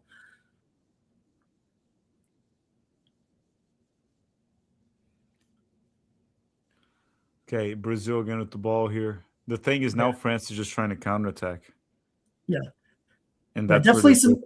some interesting questions. Somebody asking us, would you consider the 7-1 loss, the Brazilian 9-11, which to me no, it just basically highlighted a lot of the issues that were underneath the surface for the Casemiro. excuse me. Yeah, all that the 7-1 result did was just kind of bring a lot of the issues that Brazil did have to the surface rather than being like hidden underneath the carpet kind of situation. And then from there has just been sort of it's ebbs and flows with this international team as it is. I know for a lot of people they're not used to like seeing Brazil being in kind of this sort of dire states, but for us, we've seen these cycles happen before. Like I remember the 90 like the cycle that Brazil did have going on before the 94 World Cup happened, and then we had that golden generation, and then now we're in the Oh cycle again. Vini, again, these are the no, balls but that you Martinelli, shoot. Oh, Martinelli almost scored. oh, I think I'm a couple seconds behind you. Yeah, so who set him up? Was it Oh, Cunha? okay, yeah. Cunha set him up. He shoots and it's blocked. I think it Oh, was Konate or Pumacano that blocked it. okay, yeah. Now I just saw that one. I was thinking about initially No, but Vinny's. Vini sucked. Yeah, you're right. Vini messed up.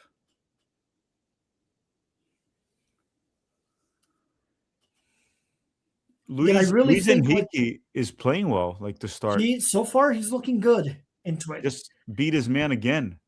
Which again, like I think that's where you try to get João Pedro involved to get up front there instead of like having a Martinelli taking those chances. Just Hmm. saying.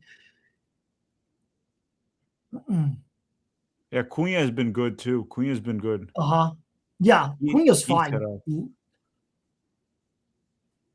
I like how on Twitter I looked and people are blaming Leo Pereira for the goal. And like I said, sure, they could have done better, Leo Pereira and Bremer. But no one's talking about Casemiro. just Yeah, freaking Casemiro giving the just got ball away. like he got beaten outright on a tackle and just gave that away to what started the counter. So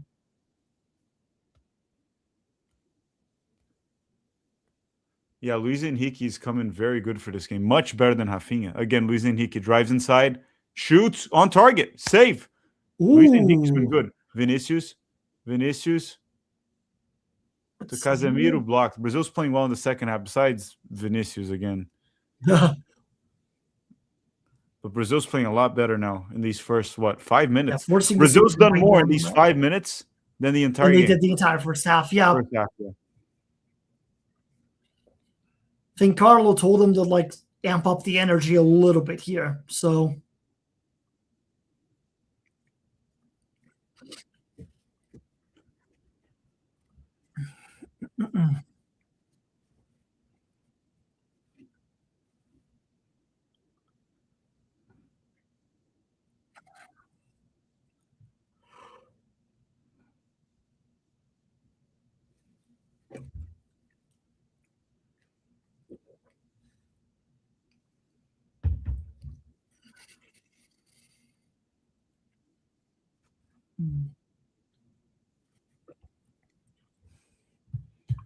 Okay, back here to the game. 6 minutes now. Brazil definitely looking a lot better, but I just can't figure out Vinicius, man. I can't figure it out. it's main character syndrome, in my opinion. I think he's trying to do everything and be the guy that Neymar has been for the last 15 plus years within the Brazilian cycle. And to me, Vinicius is at his best when he's collaborating with his players up front. When he is, Whoa! Did you see that? Is I that a think it's penalty? coming up in a couple seconds. Hold on. I'll finish that thought here in a second. Again, these direct balls have been working great. The fact that didn't get called a free kick here is crazy. Let me see if this was not a pen. Or maybe that was a dive. Yeah, it could No, be. no, no. He got called a free kick. It just wasn't a pen. But it's right. Oh, okay. It was outside of the box. Right. So to finish the thought, I think Vinicius is at his best when he's not playing with that level of pressure, when he's using his pace to beat guys and not doing too many dribbles, when he's a little more decisive with his decision making on the ball, and then whether that's taking the shot himself or finding somebody to kind of feed passes and stuff like that. I just think with the Brazilian kid, he's trying to do too much, and it's to his detriment, unfortunately.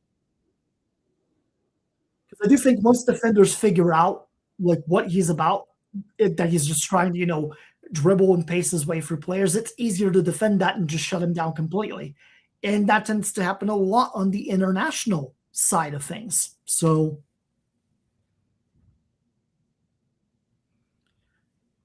but yeah, that's just me, of course.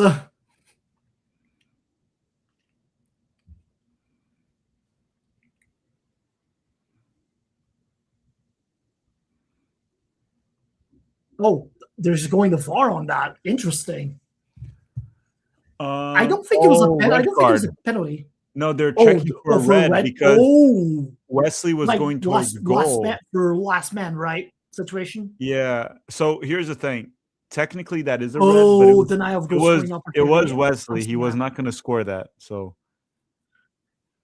it's the principle of the matter, even though we know technically he was not going to do anything with that. So I would not give it a red because he was more towards the right, and there were defenders coming central. This feels like a yellow for me as well. I don't think I would give that a red. It's also a friendly. Don't ruin the game, right? Just leave it. Give it a yellow, and that's it. Let's see. And wait, no. Oh, he gave you a red. He gave a red. God. What? I mean, I'm not going to complain too much per se, but I would not have called that. I would not have called that a red by any stretch. That just would have been a yellow. That would have just been a yellow with like the biggest warning humanly possible that it would be a red in the next time he did something like that. Somebody in the chat saying Vermelho de Brasileirão, and this is like this is a Brazilian Serie A red for sure, including the VAR call being that level of controversial too. Like, trust us, guys. If you watch European football and you think your referees are bad, trust us. The Brazilian refs are somehow like worse. They're also not like professionalized, which probably helps with that. But yeah.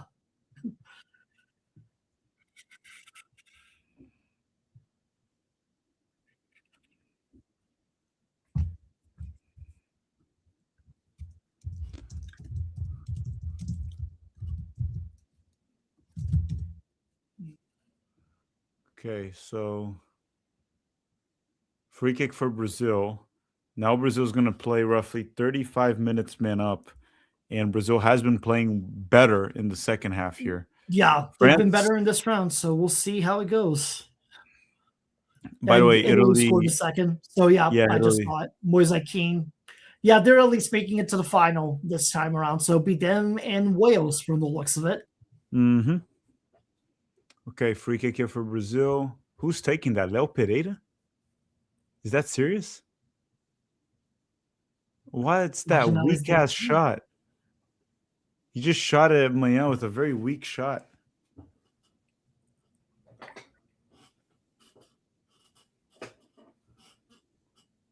Yeah, that's just... Like, are you hoping for a deflection or what's going on here? Because I don't know, that made man. No sense. You're not going to score on a professional goalkeeper shooting like that.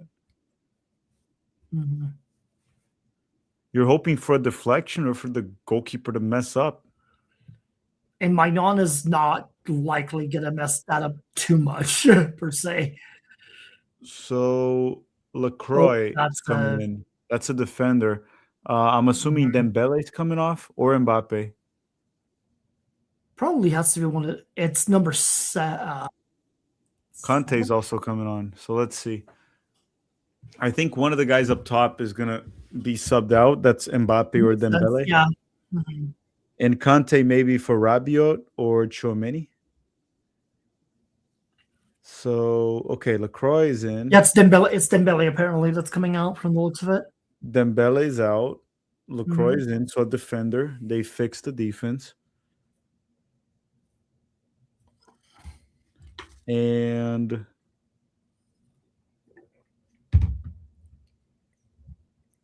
Conte is on for Rabiot, right?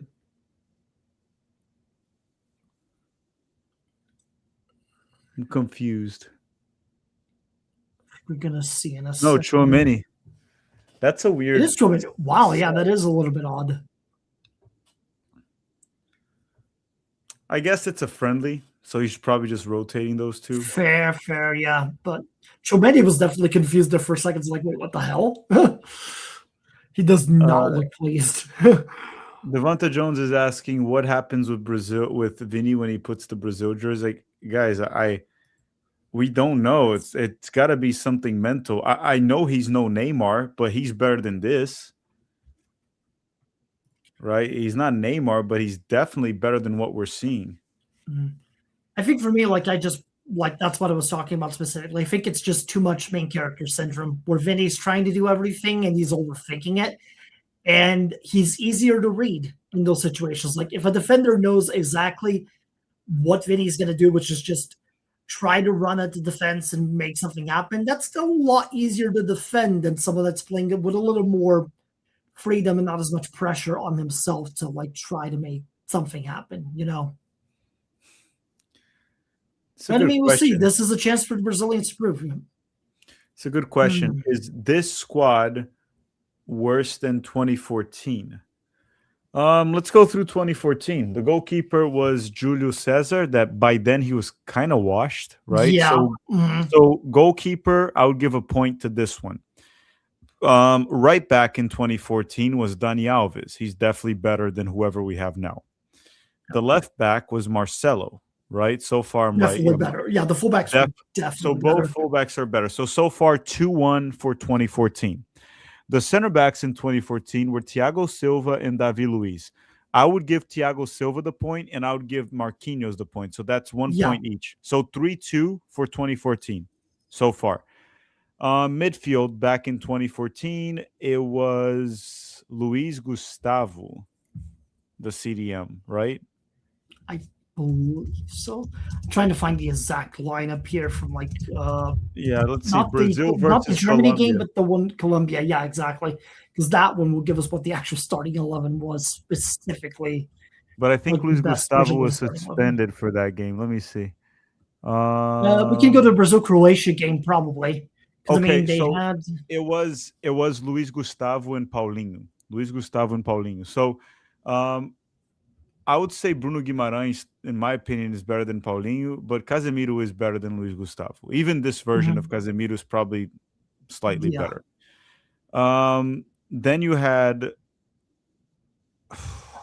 Hulky, Fred, Oscar. Neymar. Oscar was the 10, Oscar Hulk as the well, yeah. right wing, Neymar left wing, and Fred the 9. So the 10 today would be Mateus Cunha. Oscar was very good back then. I would say That that's was pretty kind of like close. before the Chinese Super League move happened. So I feel like I'd give us that version of Oscar the edge ever so slightly, not by much. Yeah. So 2014 has a 2 point advantage right now. Left wing now you have Vinicius. We had Neymar in 2014. I'm giving it to Neymar easily. So Neymar right there. So 1 point advantage for 2014. The right wing was Hulk. Hulk was very good back then, but the right wing now would be Luis Enrique or Rafinha. Dude, I think both are better than Hulk. Both better than Hulk, yeah. Hulk was Yeah. very specific type of player, and he was very good back then. But I do think Rafinha and even Luis edge him ever so slightly. Not by much. Mhm. It's like a very small difference on it, but I would give the edge to the newer guys. And then the 9 back then was Fred, and for yeah, for Brazil now it can be Hendrick, João Pedro, Cunha. So I'll give the advantage there to now. Everybody's watching Fred. Let's put it that way. Like So at the looking end at of the day, it Fred. 2014 had a 1 point advantage. So Yeah, 2014 not was even not by maybe much. a little bit better, which is crazy. Very, very crazy. So corner kick here for Brazil, 17 minutes. By the way, Italy has advanced. They're going to play Wales. They advanced. Douglas Santos is so he's just kind of bad, dude. You know what's He wild? was in for Martinelli, by the way. We talked about Johnny Cardoso, um, possibly starting for Brazil. If you think about it, if you're going to start Douglas Santos, Anthony Robinson would start for Brazil. He's better than Douglas Santos. Yeah, the situations died. Yeah, it's crazy. Um, so who else from the U.S.? Christian Pulisic? No, he wouldn't start here. Um,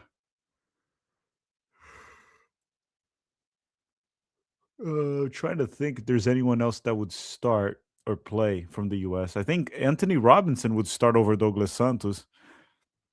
Cardoso would have a shot. Who else? Balogun at the 9? No. Even though the way the Brazilian players are, Balogun would get a call up. Let me see how the games are going here for World Cup qualifying. So the Czech Republic and Ireland, it's 2-2. Denmark 4-0 against North Macedonia. Italy 2-0 against Northern Ireland. Poland came back. They're beating Albania 2-1. Poland 2-1. Did Lewa score? Lewandowski scored. Slovakia 2, Kosovo 4, Sweden 3, Ukraine 0, and Wales tied it. Well, Bosnia tied it. Yeah. Jenko. Oh boy, here comes France. Olisi. This could be dangerous. 3 against 3. Good ball from Olisi. Oh, 2-0. 2-0. Yeah, They France just is have just too much deadly on more the counter. quality. They just have too much more quality. Yeah. Too deadly on the counter.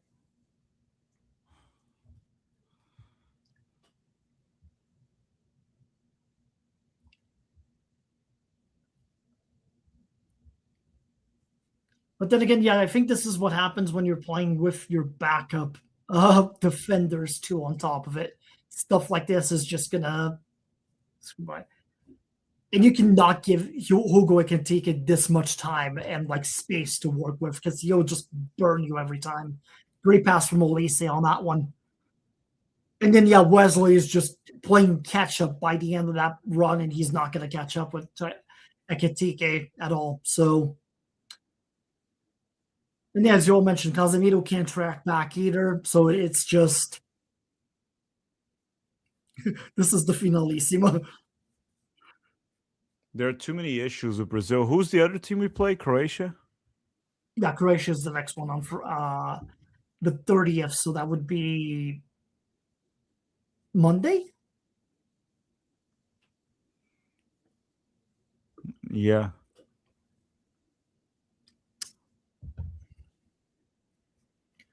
Durham is on, and then Due is on as well.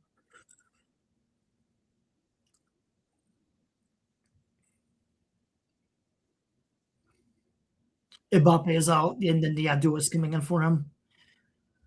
Yeah,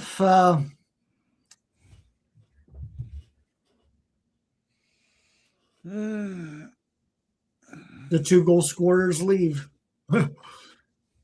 For 2 guys who can also be goal scorers in their own right. Yep. And here comes France again, and we're playing man up, but it doesn't look like we're playing man up. No.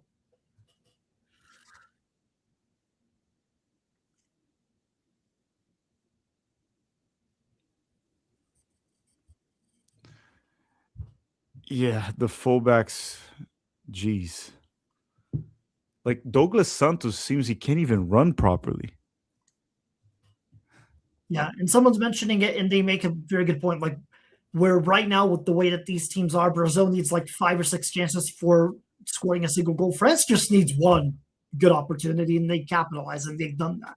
They've done that twice this game. Like,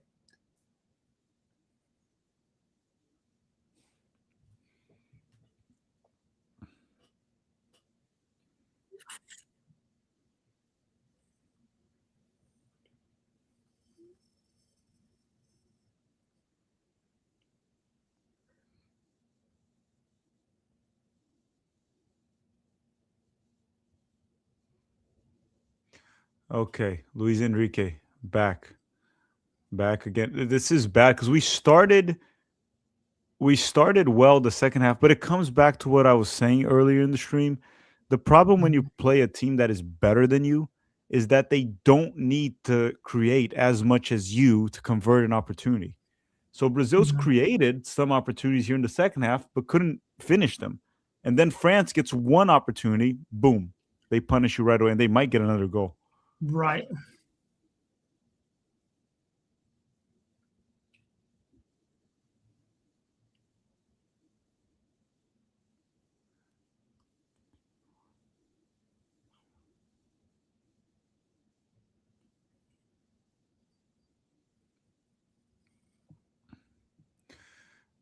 Well, let me ask you this here, and sorry guys that I'm a bit more silent because this is just annoying at this point to see Brazil national team Yeah. like this.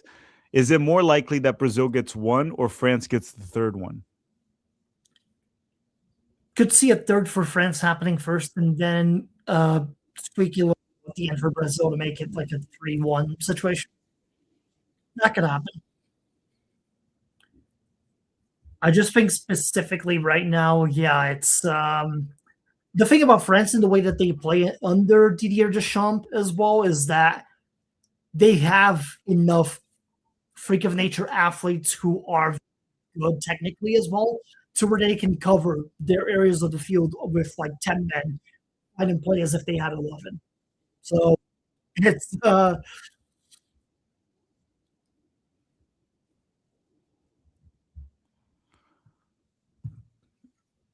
Hydration break for this weather is wild to me. it's like it feels like it's a FIFA mandated thing, but I'm like, I don't get the point of it being a FIFA mandated thing in this weather right now. Like it's Boston in early spring. This is like mid 60s Fahrenheit. So Let me ask you one thing too. Like Brazil, for example, I feel like they've been so long Neymar dependent that Yeah. the generation just didn't learn how to play without him. And then now that they Mhm. don't have him, this team looks like they don't know who to go to. Like, how do we win a Yeah. game? They look lost. Which is why, to me, you kind of can't just keep dangling the carrot, thinking, "Oh, we'll bring him back for this. We'll bring him back for this." Like, Yeah, he'll save it's us. time. It's time to move on. You might as well rip off the band-aid now rather than waiting another couple months and then having to rip off the band-aid regardless. So, like, I'm just in favor of do as soon as you can and make sure that the team knows that Neymar's not here anymore. You've actually have to like get it together and play. So massive substitution. So Danilo's coming on, Ibanez is coming on, and so is Igor Thiago. So these are the last substitutions here Yeah. happening. The problem is like with this game at this point, what else do we learn? There is a very wide gap between Yeah, France and Brazil. massive. The only thing missing in this game for Brazil is the back line. But regardless, it's just like look again, bad giveaway from Bremer.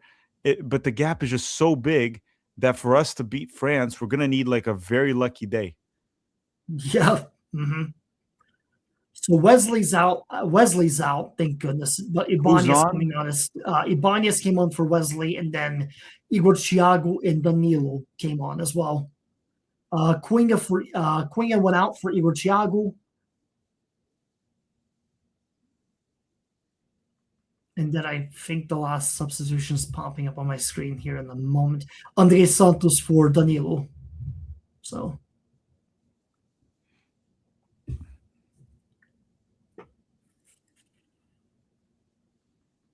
oh yeah, he caught João Pedro badly on that one. I think they both him and Konate felt that one, but yeah, he went at João Pedro hard on that.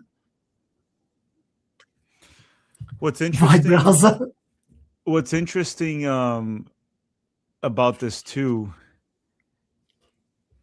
is just the reality sinking in of like I know people are saying, well, Brazil has struggled before World Cups and have won it before, but this one just feels worse. Look at Vinicius. Like you can't like what the fuck is wrong with this guy?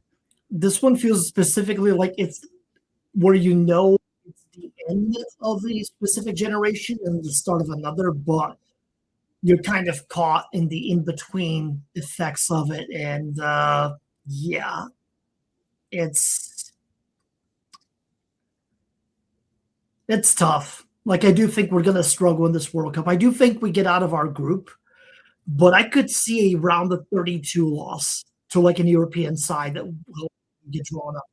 So like it would not surprise me if that's the route that ends up Playing like this, happening. well, playing like this, we will lose to Spain, we'll lose to France, we'll lose to England, we'll lose to Argentina. Yeah. Like playing like with these players, there's no way. Like realistically speaking, if Ancelotti can get these guys to a quarterfinal, I think that's an accomplishment in and of itself. Currently, like again, I'd love to be proven wrong. Don't get me wrong, but realistically, it feels like the quarterfinals are the ceiling for this particular generation. Is anyone like defending Vinicius' performances online? I haven't been following it today, but like, is I anyone thinking he's not abysmal today?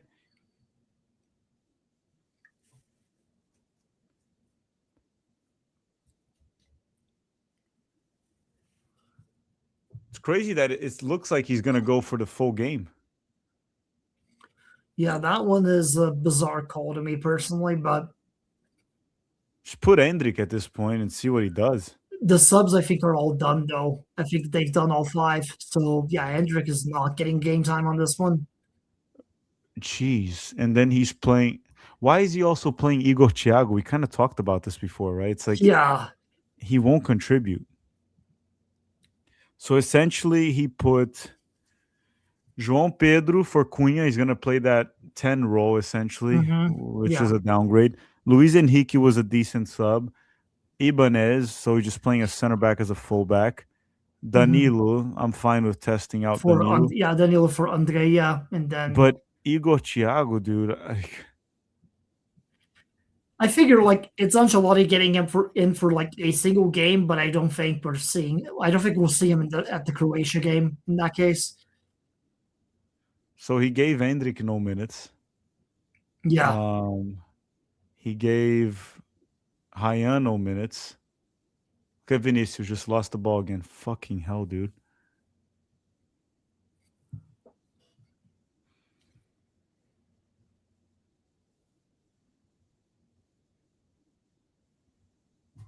Again, Vinicius doing too much on that, trying to dribble for like four different guys when he could have just tried to cross it.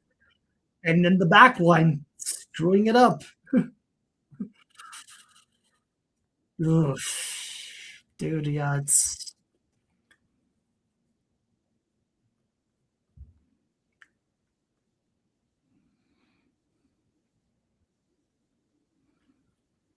like at this point, I am specifically just in favor of doing the whole aspect of like, if you want to play Queen as a 10, that's fine, but then have João Pedro up top and then have Hendrik and Stevon even both doing the wings. Stevon was injured right now. I think somebody asked where he was. He is currently injured, so he didn't get called up for this round. I think that's probably how Igor Thiago got into this call up rounds to begin with, was because Stevon wasn't available. So Yeah. So Three Living is saying this is their first friendly, so let's wait second or third to really form an opinion. I'm not sure what you mean because it's like first friendly. So Ancelotti, no, he had friendlies first, last yeah, year. yeah. He had There's been World a Cup, couple of friendlies already that have happened under the yeah, Ancelotti reign. and also This is World Cup qualifying. He's been in charge for some time, unless he's talking about um some players, maybe like Igor Thiago, unless he's talking about them. I don't know who he's talking about. But yeah, Vinicius again at the ball. And Vinicius has been involved. He's gotten touches. He's just not able to do anything. he's Lost not the ball making it again. happen. Bad pass again from Vinicius. My goodness. Let's see. 1v1 now for Vinicius. And I mean, the pass was not bad. He got fouled. Playing man up.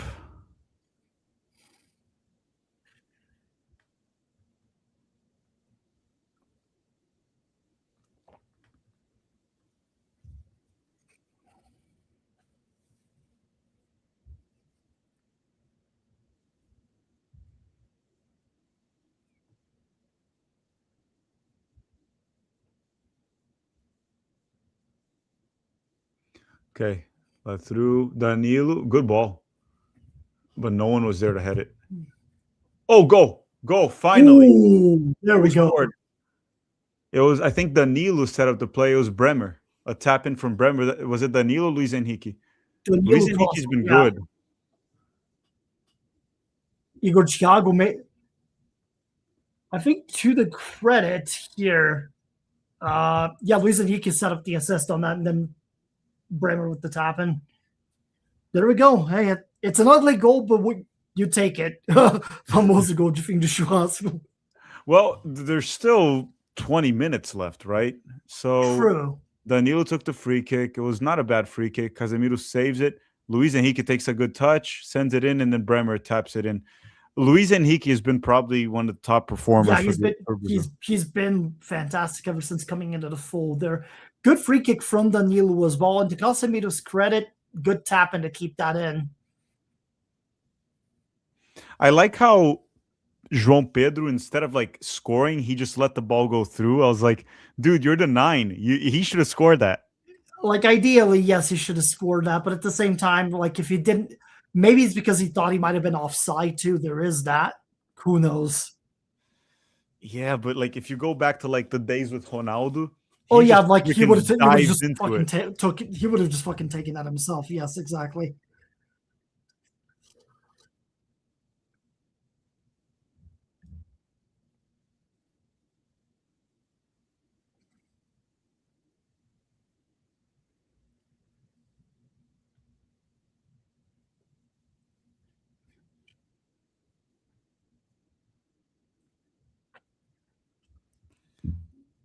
Yeah, I think um, the stubbornness of Ancelotti could be his downfall with it.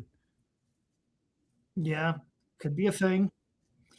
This at the very least, I think the stoppage will at the very least result in a couple of at a time at some at a time injury time at the end of the half here. So something to look out for.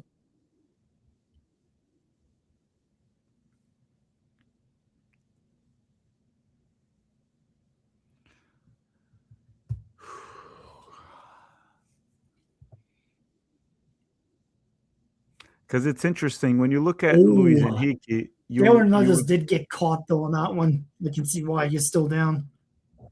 yeah, and you would say based on club that Rafinha is a better player than Luis Enrique, and he probably is, but Luis Enrique has been much better for Brazil already. And there was a game too in World Cup qualifying, I think, that he came off the bench and did amazing. I think we should have put Ryan or Endrick instead of Vinicius at some point, Mhm. because I know Vinicius, Real Madrid, different level of a player. But when it comes to playing for the national team, who knows? Those guys might have come off the bench and done something like Luis Enrique. Like Vinicius Exactly. and Rafinha, I think them getting benched is kind of past due. Like the Oh, persistence has gone oh, for long so overdue. long with no consequences ever. Yeah. Like, when is it See, enough? When do you go and you're like, dude, mhm. And maybe it's one of those things where maybe Vinicius needs this kick in the teeth in the national side to be benched for a couple of games or not even called up just to get it across that, hey, this team can move on without you if you don't shape up. Vinicius again at the ball. Oh my God. Like the way he stretched the ball to João Pedro, too. He pretty much put João Pedro in a shit position. Oh, God. He can't do anything. Like basic passes. It's like, do you think I should Try too do, much, way too much on that. Chris? Let But me get your I'll opinion. back on that. You know how for Tactical Manager I do like a 7 things we learned video after the US games? Yeah. Should I just try one for Brazil tomorrow? I have a lot of things to say. You could wait. You could see wait until maybe the Croatia friendly and just do 7 things you learned from this friendly cycle, because that give you more game footage to work with as well Yeah, and with the more US player I analysis as do well. with the US I do every game. So I essentially do what we learned in that game. I Yeah, think right.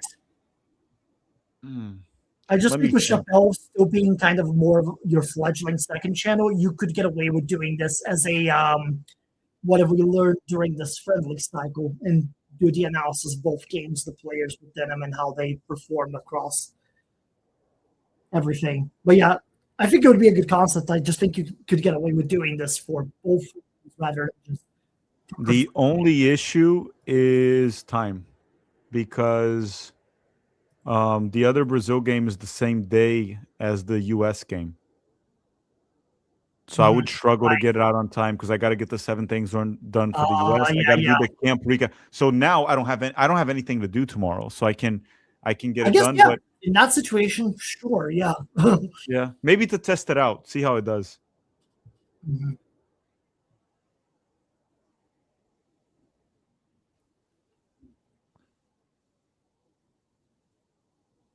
Okay, corner for Brazil. No, I think it hit João Pedro. So 38 minutes of the second half. We got like 7 minutes to go. Plus Yeah, stoppage. yeah. Yeah, they're saying, guys, if you have the content, do it. Yeah, I mean, it's easy. I'm looking here. He's playing Gabriel Sara now, so he had one more sub. I have more than Oh, 7 lessons from this game. Dude, did Ireland mess up? Hold on. so I guess the friendlies they is it 7 subs that they've got and like 3 stoppages, or how do they do that? Yeah, it looks like it. And then it's weird that he put Gabriel Sara instead of Fabinho. Mhm. Is Gabriel Sara even a CDM? He wasn't. He off the top of my head,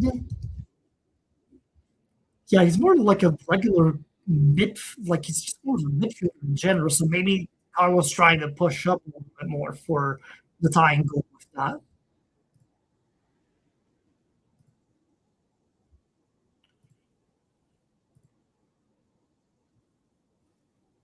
I keep forgetting he did have that Norwich City stint before going to Galatasaray last year.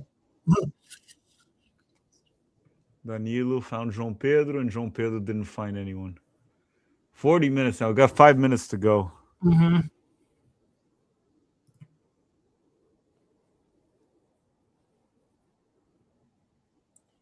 Good pass from Danilo there. João Pedro just too strong on that one, unfortunately.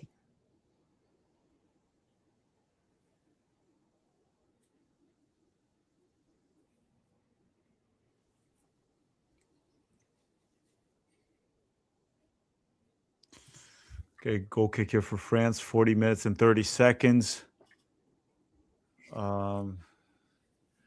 I mean, I guess we could go. There are a few bright spots today. We learned that Leo Pereira won't cut it. Yeah. We learned Wesley won't cut it.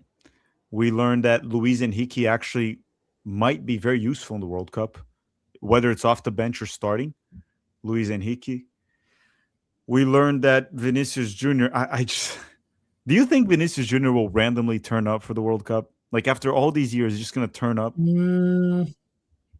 I don't. I just think we have a big enough sample size internationally to where I do not foresee that happening. If he does, great. Like we'll take that, but I'm not coming into this World Cup counting on that being a thing that happens. Have we ever had a player like him that like was like world class for club, right? I think that's fair to say, right? The guy won 2 Champions League, could even win another one. He just ran out of bounds with the ball. Did you see that? Well, it's coming up here in like 2 or 3 seconds, I'm sure.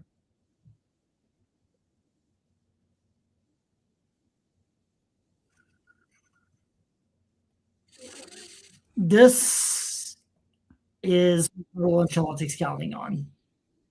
Good grief, man. Look at what do we need to do? Like, do we just need to tell Vini that all the national teams he's playing from this point forward are all Paraguayans?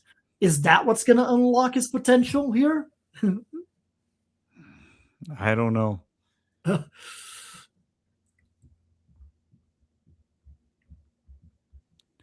know what's funny? One thing I didn't think about, Leo Pereira was the one taking the free kick for Brazil. Yeah. Have we really reached rock bottom where Leo Pereira is taking free kicks for us? Oh, that's got to be a free kick here. No, they're not. Wow. Nope. It seemed like a little bit of a wrestling match there where I thought a foul of some sort would have been called, but I guess not. Dude, the thing with Vinicius this game, it's not like he struggled. He was actually complete and utter dog shit. It wasn't a struggle. It was just complete garbage. It's crazy. They're saying he sends his cousin on international duty. That's probably the best conspiracy theory. It's just a random like guy that's his cousin that looks like him and just like, you go play for me. Mm-hmm.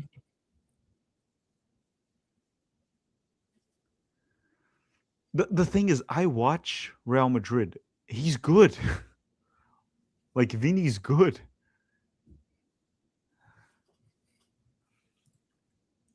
But to my point, what I was asking you, like, have we had a player like him that's like even a Ballon d'Or candidate, but then for the national team is like dog shit? Do you remember anyone? I mean, I think the closest thing that I can think of is probably Edmundo, but Edmundo was nowhere near the level of Vini Jr. club-wise. He was just a good player. Like, Edmundo is probably closer to like a João Pedro level. That's fair, yeah. I can't think of a player. Like, let's go back. Like, Neymar performed for the national team. Kaká performed. Adriano, Ronaldo, Ronaldinho, Rivaldo. He might be that rare first example of a guy that's just a very good club player, but internationally, he just struggles. Did Zico struggle for Brazil, or was it injuries? Injuries, primarily. Like that 82 World Cup run was crazy. So, Yeah, I think Vinicius is probably the first one that Brazil's ever had that's like a player of this caliber that is just No, so Adriano, bad. someone mentioned Adriano. I'm like, no. If you saw that Copa America where Adriano was the main character and he destroyed the entirety of the continent during that process, Adriano's problem primarily was his father died, and then his entire motivation for playing the sport, along with the knee injury, pretty much killed his career at that point. So great play from Luis Enrique on that one. There's 7 minutes stoppage time. And people are saying Vini has only scored 8 goals for Brazil. Yeah, and he's played a lot of Yeah, games. Like, exactly. Mhm. like at this point, he's been a starter this entire World Cup cycle. Last cycle in 2022, he was in and out right at the lineups. He'll start a game, back up, and he was ultimately a backup for the most part of that cycle. This entire World Cup cycle, he has been one of the main characters of this national team, and he has not shown anything for it. And keep in mind, like a couple of those goals, like at least 3 or 4 of those goals have been against Paraguay in 2 different occasions. I'll tell you So right now just here, Vinicius, right now, he has 46 games for Brazil. And the goals, one was scored against Chile in a 4-0 win. Come on. The other one was scored against South Korea in the World Cup, which was a 4-1 win. That was a good one. He scored against Guinea. He scored against Paraguay twice. Colombia once at home. That was probably his big game. Paraguay again. So 3 goals against Paraguay. Oh, so three. it's Paraguay and South Korea are his favorite victims. Yeah, no kidding. Sheesh. Oh boy. And he has 40 plus games for Brazil. So it's not like he it's like, oh, he's just getting started. It's like, guys, it's almost 50 caps. Like by the end of this camp, he will have 48 games for Brazil. He'll finish the World Cup with over 50. It's wild.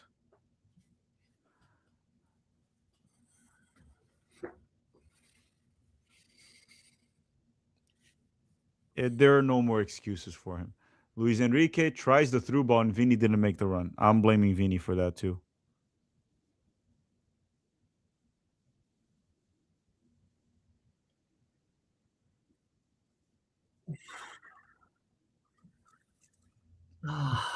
All right. And it's interesting because Mbappe delivered today, his Yeah. teammate. Why did the ref give +7 to a friendly? Uh, Theo Hernandez was down for a couple of minutes after a tackle. No, but in a friendly, you're just like, hey, +3. Whatever, guys. It's a They're friendly. No like, one's. nah, we'll play a +7. He's enjoying the game a little bit too much. I guess. Chat, let me ask you guys then. Do you guys want me to do a 7 things we learned video tomorrow? So essentially, I reanalyze the game and I give you 7 lessons that we learned from this game. I do this a lot for the United States. Been doing it for 5 years with the US. If you guys want me to do it, I'll do it. Just let me know in the chat and I'll gladly do I'm so sure they tomorrow. will say yes, like, or why haven't you done that already? Good to go. Yeah. No, sometimes they're honest. Like the US crowd, sometimes I ask them, hey, you guys want this video? And they're like, no. No. So like, no. I was like, okay, I won't do it. It's They're like, absolutely not. like we don't want to hear what you have to say. We just heard it for 2 hours. Shut the fuck up. Yeah. You said enough. Okay.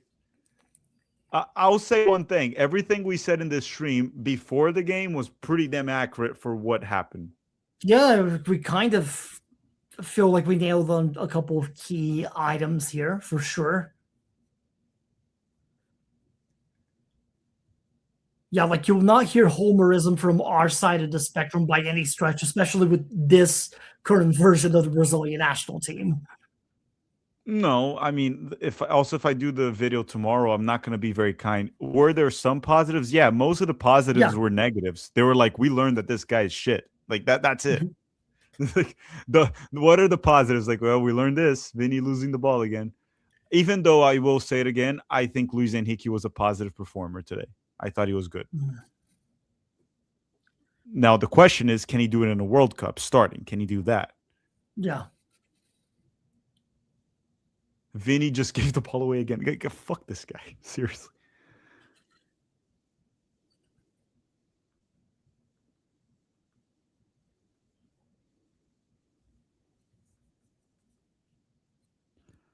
What's crazy is for Vini, they even brought his Real Madrid coach, right? It's like, if Yeah. someone is going to unlock his potential, it's Carlo Ancelotti. And then it's like, nope, not Same happening. thing.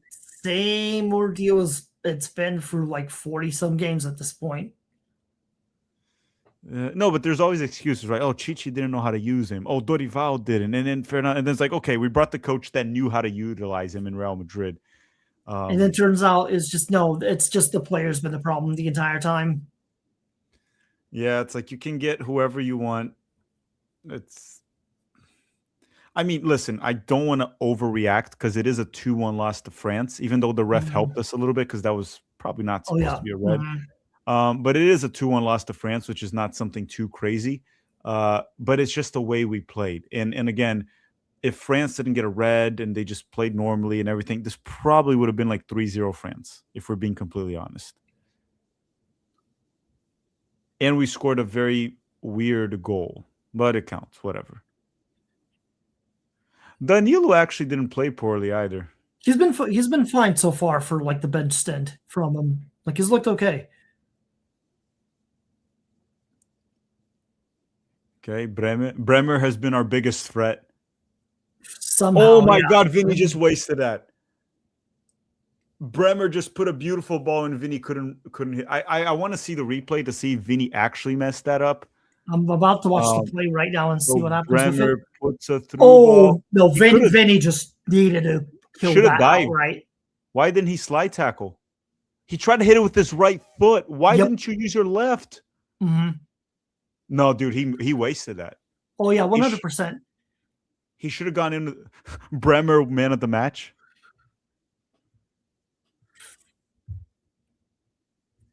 Shame Igor Thiago couldn't get to that. Like if he had one more step in him, he probably could have buried that himself. But alas.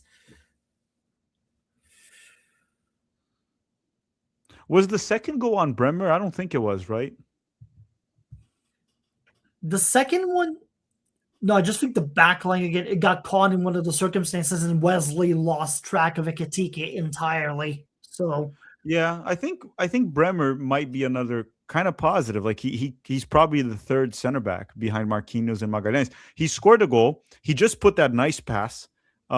He also, I don't remember him being at fault. Like even the other goal, it was more of like Casemiro losing, and then Leo Pereira ran the wrong way. Even though I don't blame Leo Pereira too much. Bremer's not the guy I would start, but I would bring him on as a backup depth for sure at center back. Like he'd be the number 3 guy, as you said. He's the backup. Ooh. Good takeaway from João Pedro on that one there. The ref is really enjoying this game. He went to 8 minutes. Ref is just letting it go on a lot of occasions. Yeah, no, it's done. The ref has let a lot of things go here. Everyone, thank you very much for watching. We're going to go. Brazil loses 2-1 to France. We said what we had to say throughout the game. I'll make the video tomorrow, the 7 things we learned about this. Chris is working a lot lately, so his upload schedule won't be as intense. Yeah. But I'm sure he has an interesting video cooking soon. Interesting video about a Brazilian guy. Yeah. Pretty much, yeah. It's sort of my World Cup cycle video idea, which I think like the timing for it is as good as it's gonna be. So we'll see what happens with it. It'll take me a couple of weeks. I'm still in the script writing process and researching portion of it because I'm actually going through a couple of like legitimate soccer journalist books and reading some stuff on this particular figure because there is a lot there. So hoping to get this out. We'll see by, it's end of March right now. Maybe by May, we'll see. We'll see what happens with it. But in the meantime, just it is what it is. I'll try to keep busy somehow. Thank you for watching, everyone. Thank you, Chris, for coming along. Again, his YouTube channel is in the description of this video. It's Brazilian Fury, not the Furry Brazilian. Thank you, everyone. See you guys tomorrow for the 7 things we learned video, not stream. Now to the Tactical Manager intro.